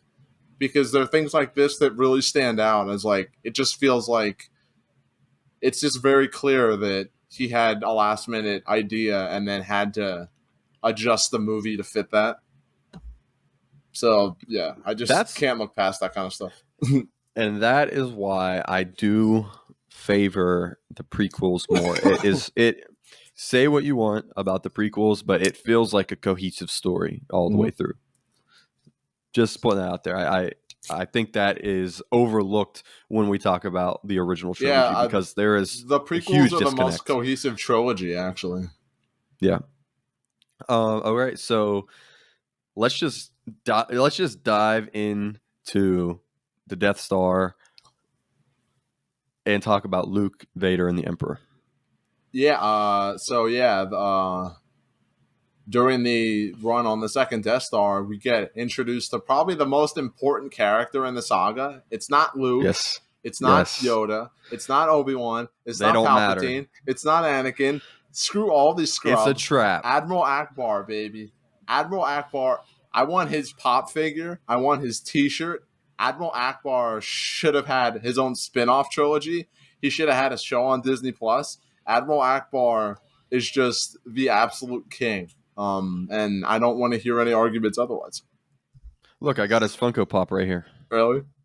No. I was gonna say, there's no way that's a thing. Oh, I guarantee you it's a thing, but I No, do but not have one. Let me look it up. I will say though, the practical effects on him are actually pretty impressive. Like, Yeah, they do I have it. don't know, like, is he? I'm not sure if you know this, but is that a guy wearing a costume, or is that like a animatronic thing? I'm Because sure it's a guy wearing he a doesn't really mask. move that much, so I didn't. I That's wasn't. true. Yeah. And then Let me he shows just up keep in talking. I'll I figure it out. think the Last Jedi, and then um I think he becomes fried fish in that movie, if you know what I'm saying. There are people who unironically think that instead of Haldo being the new leader. It should have been him. And it's clear that these people just don't understand movies because no, that would have been awful. Are you kidding me? I'm supposed to take him seriously doing anything? I'm trying to find it. It's a trap. I can't find it. Let me see. Okay, here we go. I'm finding it right now.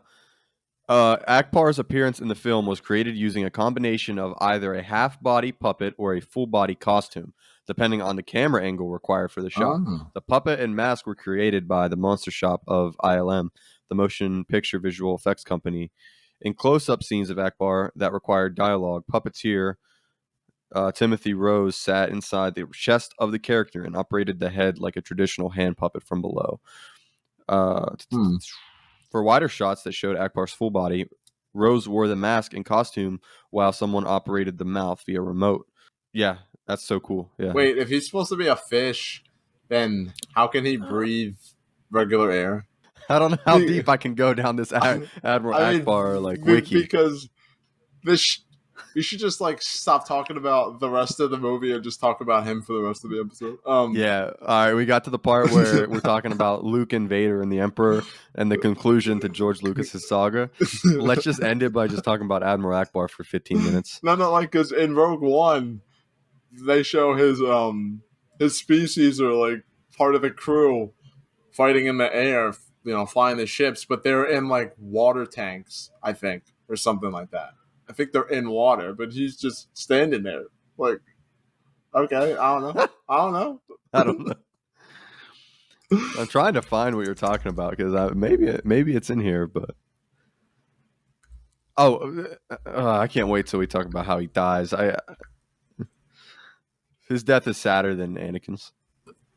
Mon Calamari, though they can breathe water, they find it somewhat uncomfortable and use organic gills whenever possible. I don't know what that means. Okay. Akbar and his crew are stranded on the planet Daouj after an Imperial attack, and they are rescued by Han, Luke, and Princess Leia in the Falcon. Akbar demonstrates his tactical abilities by agitating water monsters in a ploy to raise the sunken Falcon from a mud swamp. Akbar's backstory was not explained in Return of the Jedi, but has been established in books and other media. He is from the planet Mon Cala, a world almost entirely covered by water, where his species built giant floating cities. Akbar is a leader of his hometown, Coral Depth City, when forces from the Galactic Empire invade and nearly destroy the planet. Despite the Mon Calamari's attempt to make peace, the Imperial forces destroy several of the other cities, stole their technology, and enslave its population. Akbar is one of the first to be enslaved and becomes an interpreter and personal servant to Grand Moff Tarkin, a secondary antagonist in the Star Wars film. During this time, Akbar learns much about both the Empire and military tactics in general, as well as about the Rebel Alliance and the Death Star, and moon-sized power weapon Tarkin is developing at the time. Akbar takes detailed notes about what he observed in the hopes of eventually escaping back to his people and using the information against the Empire. Yeah, I'm on Wikipedia right now for Mon Calamari. I gotta send you this picture over Discord. It looks like a Mon Calamari pop band. I'm not even a boy band. I'm not even kidding. Didn't they have something like that in Visions? This episode just went the best.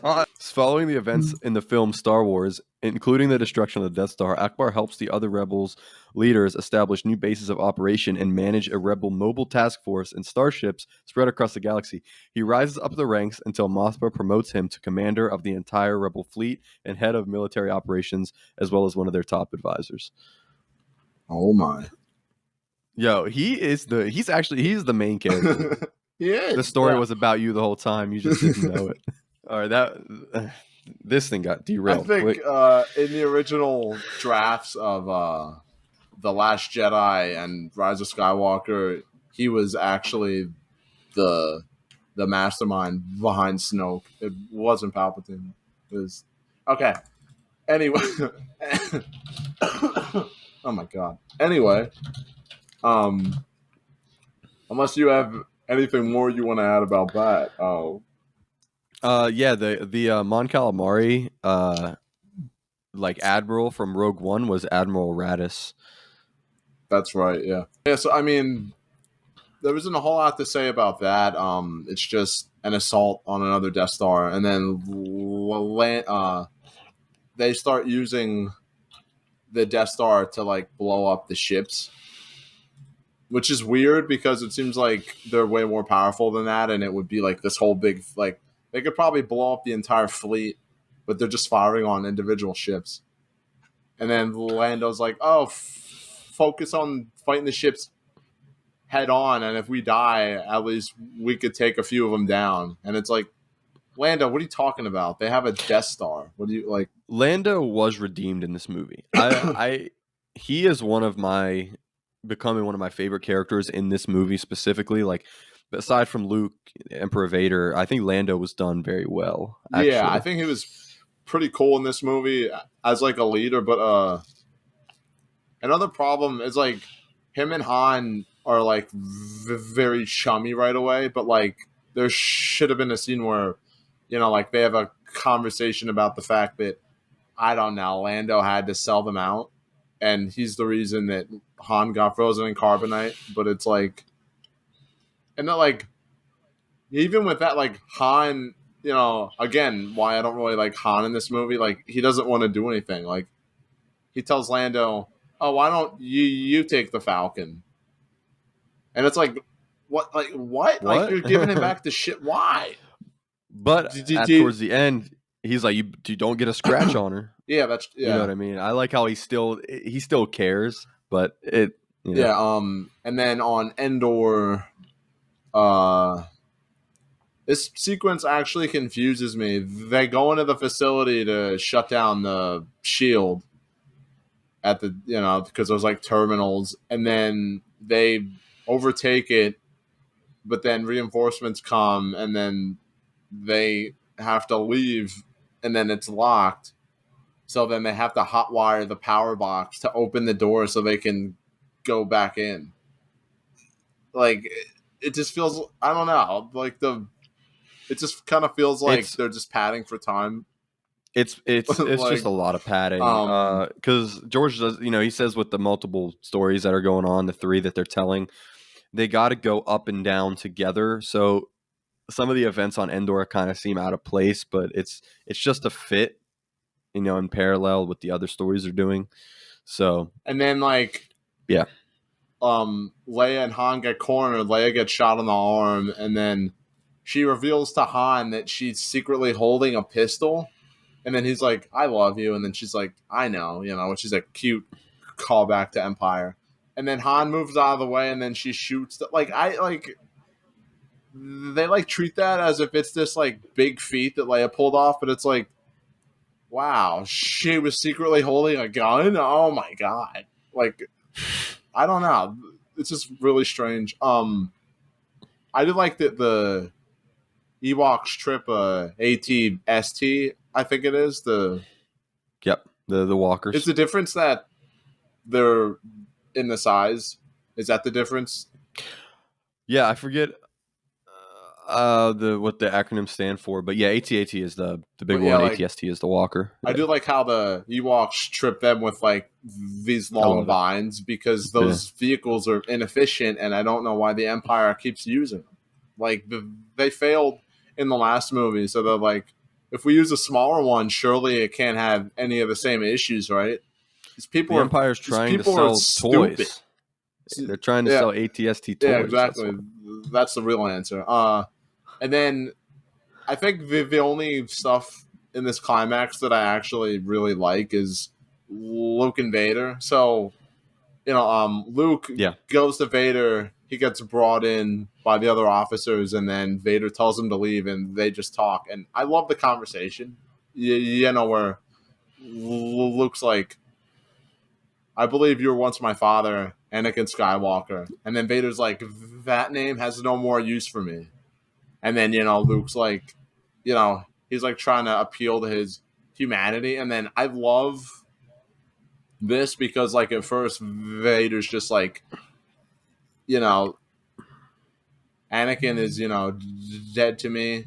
And then he he goes from that to, you don't know the power of the dark side. I must obey my master. To then saying it's too late for me. So I love that, like, Luke's Yeah. somehow getting through to him a little bit, and then Vader, has to just be honest and be like, I can't get out of this now, man. So it's like, it kind of makes you wonder, like, It would you humanizes leave him a if you little bit. wanted to? That's interesting. And then I love the credit to David Prowse, who was the guy wearing the suit.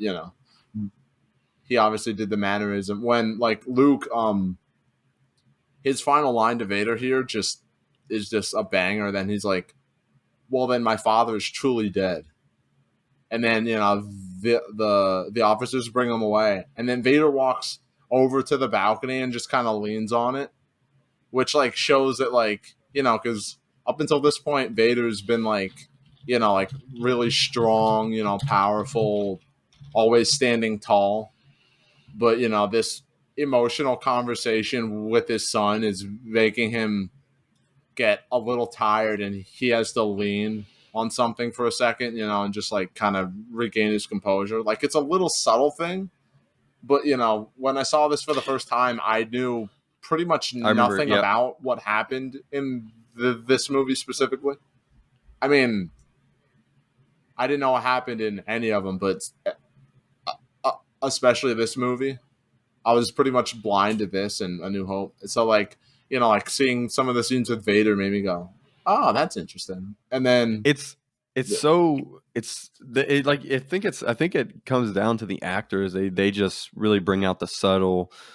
They really bring out, like, the subtle movements yeah, and subtle mannerisms and stuff that adds to it, especially Vader, because you can't see his face, you can't even see his mouth move. So those, like you're saying, when they initially meet and Luke turns himself in and Vader gets him, the father and son conversations when no one else is around, and they kind of just let their guards down for a minute. It's done very well. and the other touch I forgot to bring this up is Vader grabs Luke's lightsaber and then he ignites it, and then he's like, "I see you've constructed a new lightsaber. That means your training is complete." Like, that's like, even in that moment, he can't help but be, like, proud of his son Proud for of him. building Yeah. his own lightsaber. Like, it's like a little sweet, which is not something we've seen from him really so far. So, like, it So was, good. like, really, really cool to see, like, the other side of Vader, to see, the Anakin Skywalker ness of Vader. So then, yeah, he brings him before the Emperor, and the Emperor's like, "Hey, bro, check out your friends. They're all gonna die." And then he's like, "Strike me down." And then Luke, of course, because he's still impulsive and emotional and hot headed, he's about to strike the Emperor down. Vader blocks it. And I love that shot of, like, Palpatine here, and then you have the green lightsaber like this, and then Yeah. the red lightsaber like this, and Palpatine's just, like, smiling, like, he just loves this. Like, he doesn't care what happens here, because no matter what, he still has an apprentice at the end of the day. You know what I mean? So, did Vader block that to save the Emperor or to save Luke? I think because for, like, a while Good he still, question. like, taunts Luke, so I think he wasn't. I think then he was still kind of playing into the Emperor's hand a little bit. But I mean, that's a interesting thought. So, yeah, it's an interesting thought. George kind of says that Palpatine, the Emperor, wanted Luke to destroy Vader and become his new apprentice. Vader wanted Luke to destroy the Emperor so Vader could become the new Emperor and Luke could join him. So that's kind of what at the end of Empire, just join me together, we can destroy the Emperor, rule the galaxy. So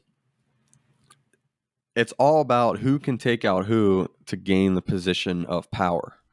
And this whole thing is a very emotional driven scene to try to get Luke to lose his composure and to give in to anger and to give into the dark side. That's, you know what I mean? Yeah. The Emperor and Vader, they're trying to get him to give in to the dark side, to fight.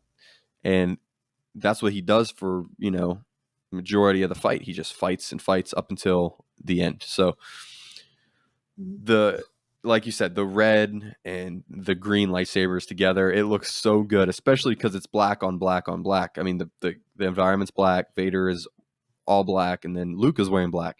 So it's meant to be like, okay, there it's not just good versus evil here. There is a moral ambiguity between Vader and Luke. Yeah. And it's like I said, it's so emotionally driven and crafted that it's not just a white versus black versus white thing happening here. And I love it because it's complex for this movie, considering A New Hope wasn't that complex. You just destroy the Death Star. Yeah. Empire wasn't that complex. Oh, they're trying to kill us. We got to survive. But this, it goes to another level. And it's cool. But real quick, I want to say that the Death Star, it's really cool. And you could see the Emperor's Citadel. It's like a giant spire. You know what I'm saying? Yeah. All in the Death Star. It looks really cool. It's actually meant to mimic the Jedi Temple. The Jedi Temple had those same spires, but the Jedi Temple had 5. And then this is just 1. It's meant to mimic that on here. I think it's really cool. I think this whole part is really, really interesting. Another milestone of this movie, I might be wrong, but when I played the Revenge of the Sith video game as a kid, one of the moves that I really liked was throwing your lightsaber. I just thought that was always fun. Like, I would find like flying enemies or ones that were far away and just chuck my lightsaber at them. And then that comes from this. Yeah, when Luke's on that platform, I forget what Vader's saying to him, but like Vader just freaking throws his lightsaber. Like I love it. He's just like, "Yeah, you're pissing me off." Get it. And then like he throws it at the support beam, but it seems like Luke kind of like moves out of the way a little bit. So it's like, was he throwing it at Luke and then it just happened to not hit him, and instead hit the whole time?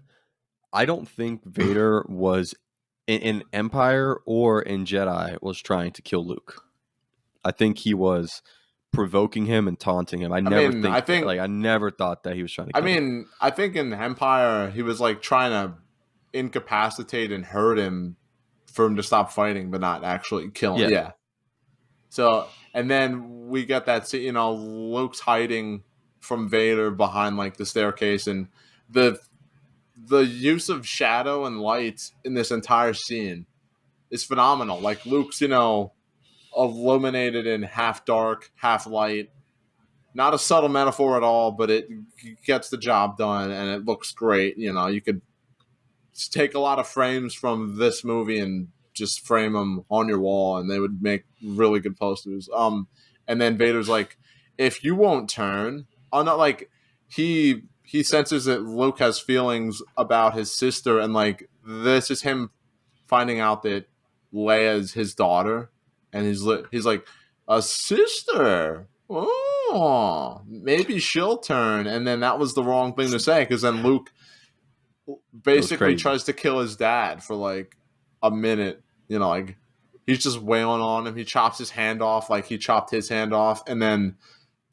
And he starts to use Anakin's style of fighting. Oh, really? Because originally, he was using a more defensive form of fighting, but then when he gives into his anger, you could see that he starts to become sort of like Anakin, and he's more like aggressive with it, giving into that anger. Yeah, like after he mentions his sister. I think that's a really good part. One of the things that I've heard people say about that moment is that like, because some fans, they don't like the overly choreographed fights in the prequels, and then they're like, oh, look at the original trilogy, the emotional fights, like this moment, for example, like there's no grace or flashy choreography. it's just Luke wailing on Vader. But I kind of don't think that's a fair criticism because like Luke wasn't trained in the way that the Jedi in the prequels were trained. So like he, like if he got mad enough and he clearly lost his composure, he wasn't still gonna fight, with any kind of like grace or Form or form. training. Yeah, Yeah. like so I understand what people are saying, but that's a criticism that I've changed my mind on because it's like it's not the same thing. Like, It's not the same yeah, because like if the Jedi time. back Yeah. then would have lost their composure and just like started fighting mindlessly, they would have gotten slaughtered. You know what I mean? So Yeah. that Luke incapacitates Vader here. He has him at his mercy, and then Palpatine, because he's an idiot, has to open his mouth and say "good," strike him down, or stuff like that. And then that lets Luke realize, and I love this is a great moment of visual storytelling. Luke looks at his dad. He looks at his robot hand, and then he looks at the hand of Vader's suit that he cut off, and then he realized, this is where like his vision in the cave in Empire Strikes Back starts to kind of come full circle, and he's like, "Oh my god, I'm becoming my dad," And then Yeah. I love this moment. Like he just like throws his lightsaber and is like, "No, I'm a Jedi like my dad before me." Like That's because Anakin made a few steps too many towards the dark side and felt like he had to stay there. And even in this movie, he's like, "I have to obey my master. It's too late for me."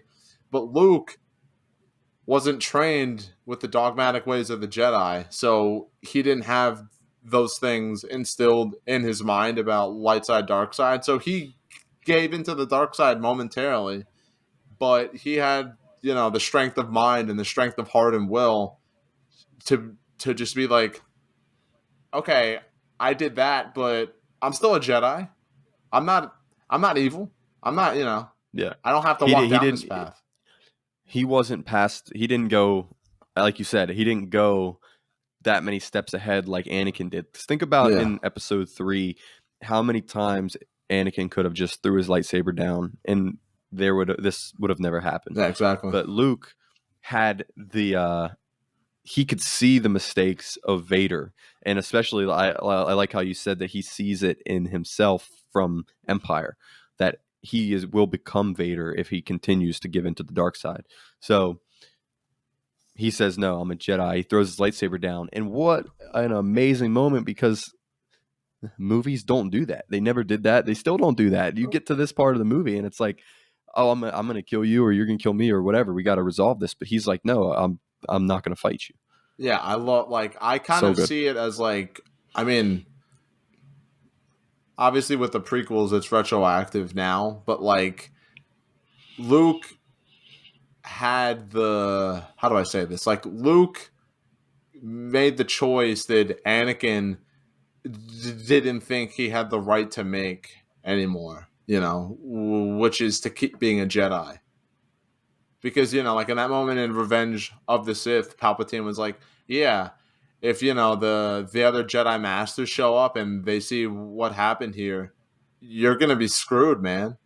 So Anakin was like, "Oh, I went too far into the dark side. I have no choice but to stay there now." Yeah. But then Yeah. like so, I kind of feel like he saw Luke make that decision, and then that's how he was able to be redeemed. And well, let me just say, by the way, seeing this moment, when like Palpatine's like, okay, then fine, and he starts, shooting the lightning at him, and then Luke's like writhing in pain on the ground, crying for his father to save him, and then like it's like flashing from Luke to Palpatine to Vader, and Vader like Dude, it's he's so just like good. looking around. There's so much emotion in that. Like I said, I didn't know what happened in this movie, so I was sitting there watching this for the first time, like, wait, is Vader conflicted? Wait, what's gonna happen here? And then he picks up the Emperor and throws him over the balcony, and I freaking lost it. I was like, I did not expect that. Holy crap! and then they, The you would never expect this ending. It yeah, is exactly. Like, amazing. and then yeah, the whole place is falling apart. I think it's interesting that one moment where Lando blows up that one ship and then it like spirals and like crashes through the Death Star, like, and it like blows up, like kind of like Admiral Holdo in The Last Jedi a little bit. So it's like I feel like there's kind of precedent for that kind of thing being possible a little, but it's like obviously really dangerous. I just thought that was cool. But then I love how Luke's like trying to save Vader, like he's like, which is like such a weird like. Did nobody running through that place see Luke I always thought dragging about that. Vader's Yeah. body and think like, "Oh my god, what did you do?" I'm like, Yeah. What they did you just do to like Vader? they're just like totally oblivious to it. That's just weird. And then I think that just speaks to like they saw what happened to the first Death Star, like just the complete destruction of it. So they were like, "We just need to get out of here. We don't even have time to stop and worry about and I Vader. mean they We got to probably leave." hated Darth Vader anyway. Like of course, like he's Yeah. basically their boss who was an asshole and like would flip out on. So like I don't know. Like I'm sure I I'd like to see like a skit or something where like one of them's like, haha, screw you, haha, it Probably on Robot feels Chicken. good They now, probably huh? do have Yeah, that. like just like being happy that he's gonna die as this place crumbles. And then Luke's conversation with Vader here, he's like, Vader's like, it's too late, leave, and then Luke's like, I need to save you, and then Vader's like, you already did, and then he's like, to take off my helmet so I could look at you with my own eyes. Like it's just It's really so good. beautiful stuff. And then I freaking love the line where he's like, "You were right. To tell your sister that you were right."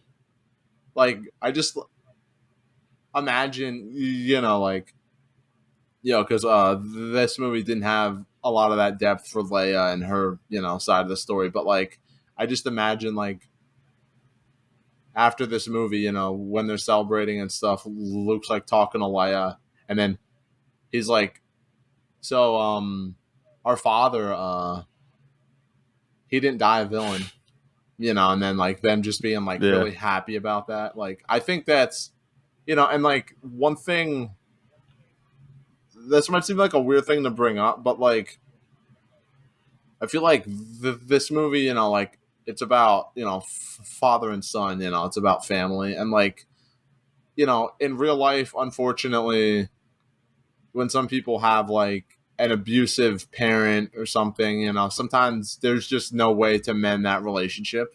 Like sometimes there's no room to forgive them or try and redeem them. Sometimes you just have to remove yourself from them. But like, I like that this movie's kind of like a wish fulfillment of that. I just think that's a beautiful thing. Like Luke, like, he very well could have died at any point, during his showdown with Vader, or Palpatine could have killed him. But like, I don't know, like he like He saw the yeah, good in like Vader when I really nobody in the galaxy I did. really look up to Luke in a lot of ways because like he chose to not just immediately write off somebody as just being pure evil, and like I think like I said, real life's way more complicated than a movie about space wizards, fighting a battle between the light and dark side. But, I think we can all try to learn a little bit from Luke Skywalker. Uh, He's one of the greatest characters. I mean, I love the line, "I'm a Jedi like my father before me," because when he said that, his father was yeah, Vader. like He he looked like Vader. He wasn't. he didn't He choose to think of look. like at no point He in did. this movie did he choose to think of his father as being evil, as No, being this evil guy. He chose to think of him as a Jedi Knight. no, not just that. He didn't. When he said, "I'm a Jedi like my father before me," he was not thinking of Vader when he looked like Anakin in the prequels, or when he looked like a Jedi before the Vader suit. He looked at his father in the Vader suit and said, I'm a Jedi like my father before me. But then at the end of the movie, we see Anakin's Force Ghost like his self before the suit. That completely retroactively takes away from him saying that I'm a Jedi like my father before me and Vader actually turning back to the light. If Vader actually turned back to the light and saved the galaxy, was the chosen one, was redeemed by Luke, he would have looked like he did in the VHS tape, where he looked like Yeah, exactly. Yeah. his older self who was a Jedi. I think when you I will never forget this, watching it on VHS for the first time, or whatever, when they show the Force Ghost and you see Obi-Wan and Luke who we're familiar with, and then someone pops up who we're not familiar with at all, but we're like, oh, that's Anakin outside of the Yeah. suit. It's not like, oh, that's Anakin from the prequels. Look, there's Hayden Christensen. It's him. No, this is who would have been in that suit if he wasn't half robot. I think there That's so is. much I think better there is a little than bit. what George did I in think the there is a special little features. bit of a. See, I just attribute this to the retconning, because it seemed like, because it's not like Anakin as a Force ghost was exactly the guy we saw in the suit. You know what I mean? Like, his Force ghost wasn't bald, he wasn't scarred. So in my mind, seeing him as like a regular middle-aged guy showed me that was when he turned to the dark side. But then, the prequels came and, like, they changed things up. And then that's why the special edition changed. So, like, even within the context Well, of this movie, yeah. that only really works if you're watching those three movies by themselves and just assuming that Anakin turned to the dark side at a later point in his life in, like, not exactly the same context. You know what I mean? So in 2005 interview with Movie Phone, George said he wanted to make this change as a way of finishing off the entire saga, connecting the prequels to the originals. His idea was that Anakin's inner being, why did it just stop there? Because that Lucas explained that the reason why Anakin's Force Ghost is young is that he metaphorically died after becoming Vader, an idea reinforced by Darth Vader himself during Obi-Wan Kenobi. But so even though Vader did turn back to the light side and was a Jedi and killed the Emperor, he viewed himself as a true Jedi before he turned to Vader. But I completely disagree with that. I think that No, but, like, I mean, I don't think it makes sense no, at but I all. mean, yeah, but what I mean is that his Force Ghost in this movie doesn't look as young as he was in Revenge of the Sith. You know what I mean? So that, I feel like that's saying, like, Yeah. within the context of the original trilogy, as it was once a standalone trilogy, that, like, George's idea was that Anakin was, like, middle aged or something when he turned to the dark side. So that's why at the end of this movie he appears that way as, the Force Ghost. So I feel like maybe that's why George changed it, because he made Anakin younger in Revenge of the Sith. So he was like, oh, well, that guy looks nothing like Hayden Christensen does because he's older. So I have to. So, like, no matter what way you watch it nowadays, it's still weird, because either way, because it's been retconned and stuff, it doesn't totally fit, which is unfortunate a little bit. But I mean, whatever. What are Yeah, you gonna do? the ending was cool though. Seeing all of them on Endor celebrating, and I actually like in the special editions when they show all the planets. They show Coruscant celebrating. They show Naboo celebrating. I think it's cool. I think that was a way better way of introducing the prequels locations into the original trilogy to kind of connect both of the trilogies. I think that whole celebration scene at the end was awesome, and you got to see Luke by Vader, and while he, like you said, he was burning after he died, and you got to see Leia and Han and everybody. The ending of this movie, I think, is the best ending out of all the Star Wars movies, but that's just because I Uh, like when stories are wrapped up. I think canonically, it's just it just resolves everything. So, and I like that. yeah, So, I think it's. yeah, I think for yeah, I think the ending to this or Revenge of the Sith are probably my yeah, favorite endings. Because like Revenge yeah. of the Sith is just like, I mean, even because back then I hadn't seen the original trilogy, but I still like when that movie was done. I still got that sense of like, oh, it's just beginning now. Like stuff's like reached the final stage of the Emperor's plan, and it's just like this really like Yeah. you feel like It's well, you like went on this like really grand journey, and it was like, oh man, that was so crazy. yeah, that's what I was gonna say. Episode 3 is the sixth movie, so you have six movies to go off of. Yeah, yeah. But episode 6 is only the third movie, but it concludes six movies worth of canon, events. So I think both are. I actually love how George did this. It we've talked about it so much. We're now at the end of our um original George Lucas movie, retrospectives. I can't believe we did. We're here because this is it's done. You know what I mean? So I'm gonna upload the original trilogy retrospective into one video and then the prequel trilogy into one video. So what do you think about how he wrapped up the saga in this? I mean, look, I don't really like this movie that much. Like I feel like it has a lot of script problems. Richard Marquand isn't a bad director by any means. I don't think he did a bad job in this movie, but like Irvin Kershner made Empire so interesting and so distinct.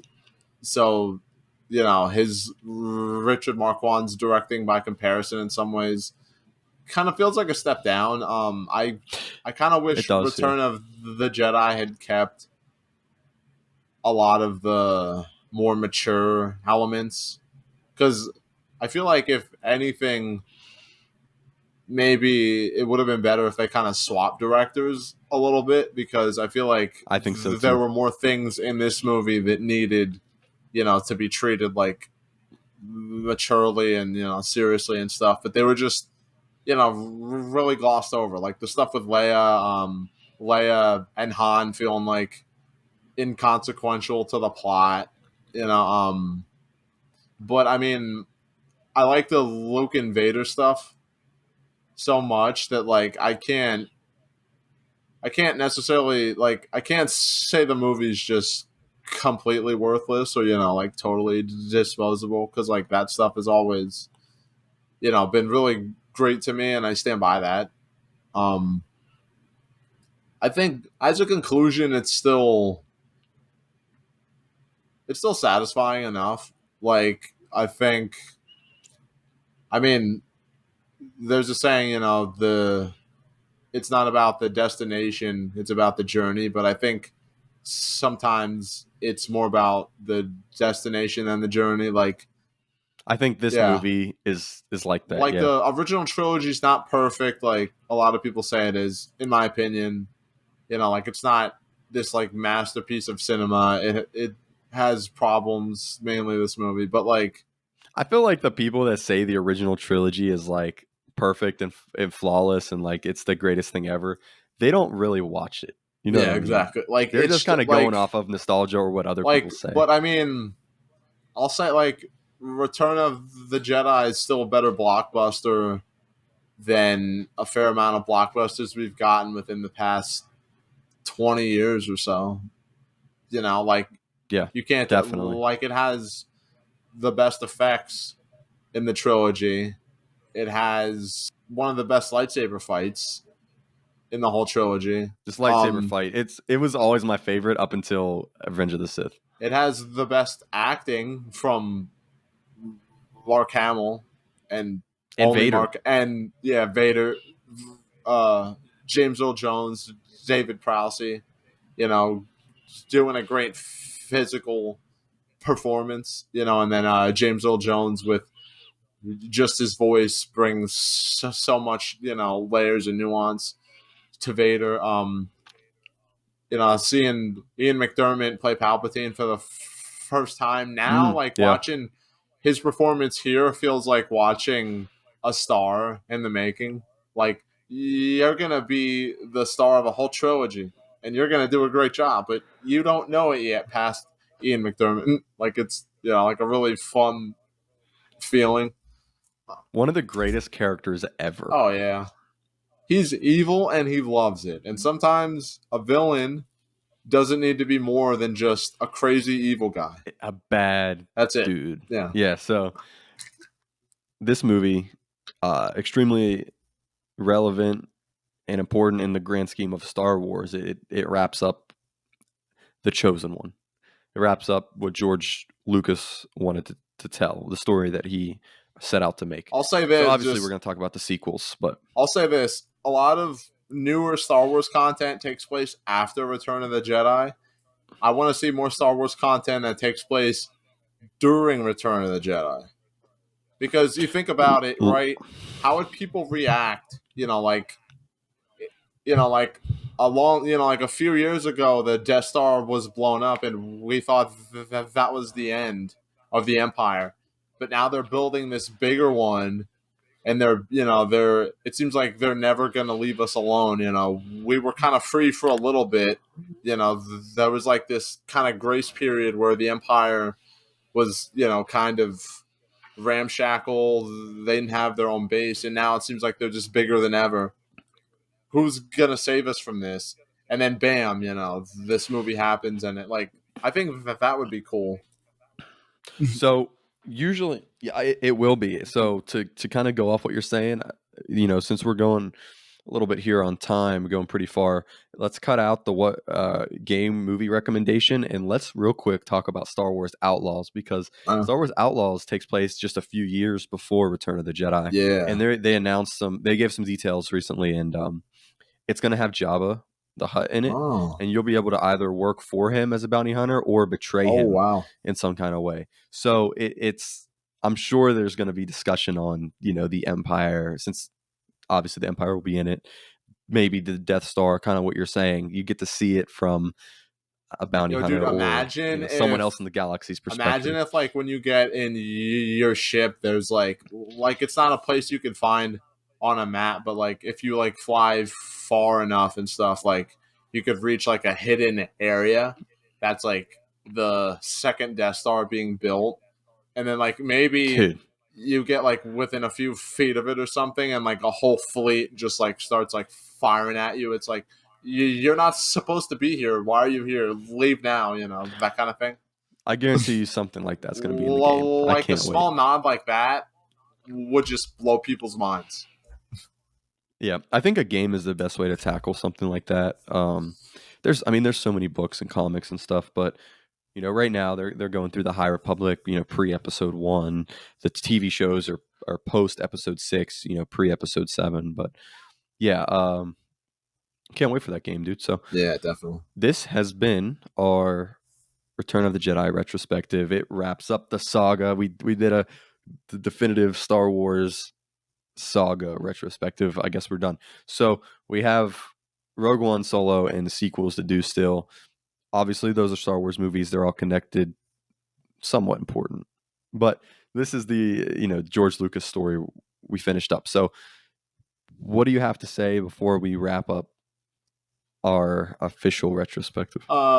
It's been fun rewatching these movies, as a older man than I was when I saw them for the first time. I'm gonna cry.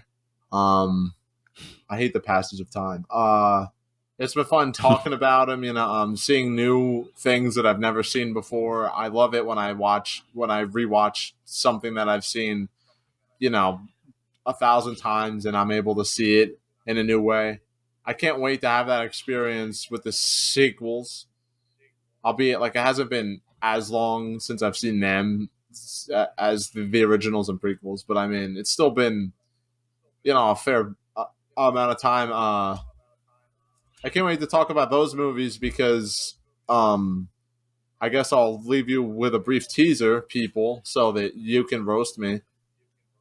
That's my favorite trilogy, but I think from a from a writing standpoint, it's the worst one. I mean, let's not beat around the bush. It's the worst trilogy, but it's my favorite, and I can't wait to host that trilogy of episodes and give my thoughts because I got a lot to say, and it might stir the pot a little bit, especially Last Jedi. Yeah, I actually can't wait for the sequels because, my whole life I've been talking about episodes 1 through 6, and now I'm just glad we were able to officially go through them and rewatch them and actually have retrospectives out there on podcast platforms and YouTube and whatnot. It's been fun. I've learned a lot, and I've had a lot of fun talking about it with you and watching these movies over and over again. So now I'm excited to go and do this for movies that I've never really done that for. So that'll be very interesting. So, Tony, thanks for coming on and doing this retrospective today with me and this whole series. Like I said, it'll be going up on podcast platforms, YouTube shortly, and I'm going to make it a prequel trilogy retrospective, one very long video, probably like 7 hours worth, and then an original trilogy retrospective that'll go up. So that's that. So, all right, I guess that's it. Like Ian McDermott, I'm about to jump out this Death Star and disintegrate and die, and then I'll just randomly reappear for the sequels. So, oh God! All right. Their transmissions. All right. See you guys. Fly me to the moon. Let me play among the stars. And let me see what spring is like on Jupiter and Mars. In other words, hold my hand. In other words,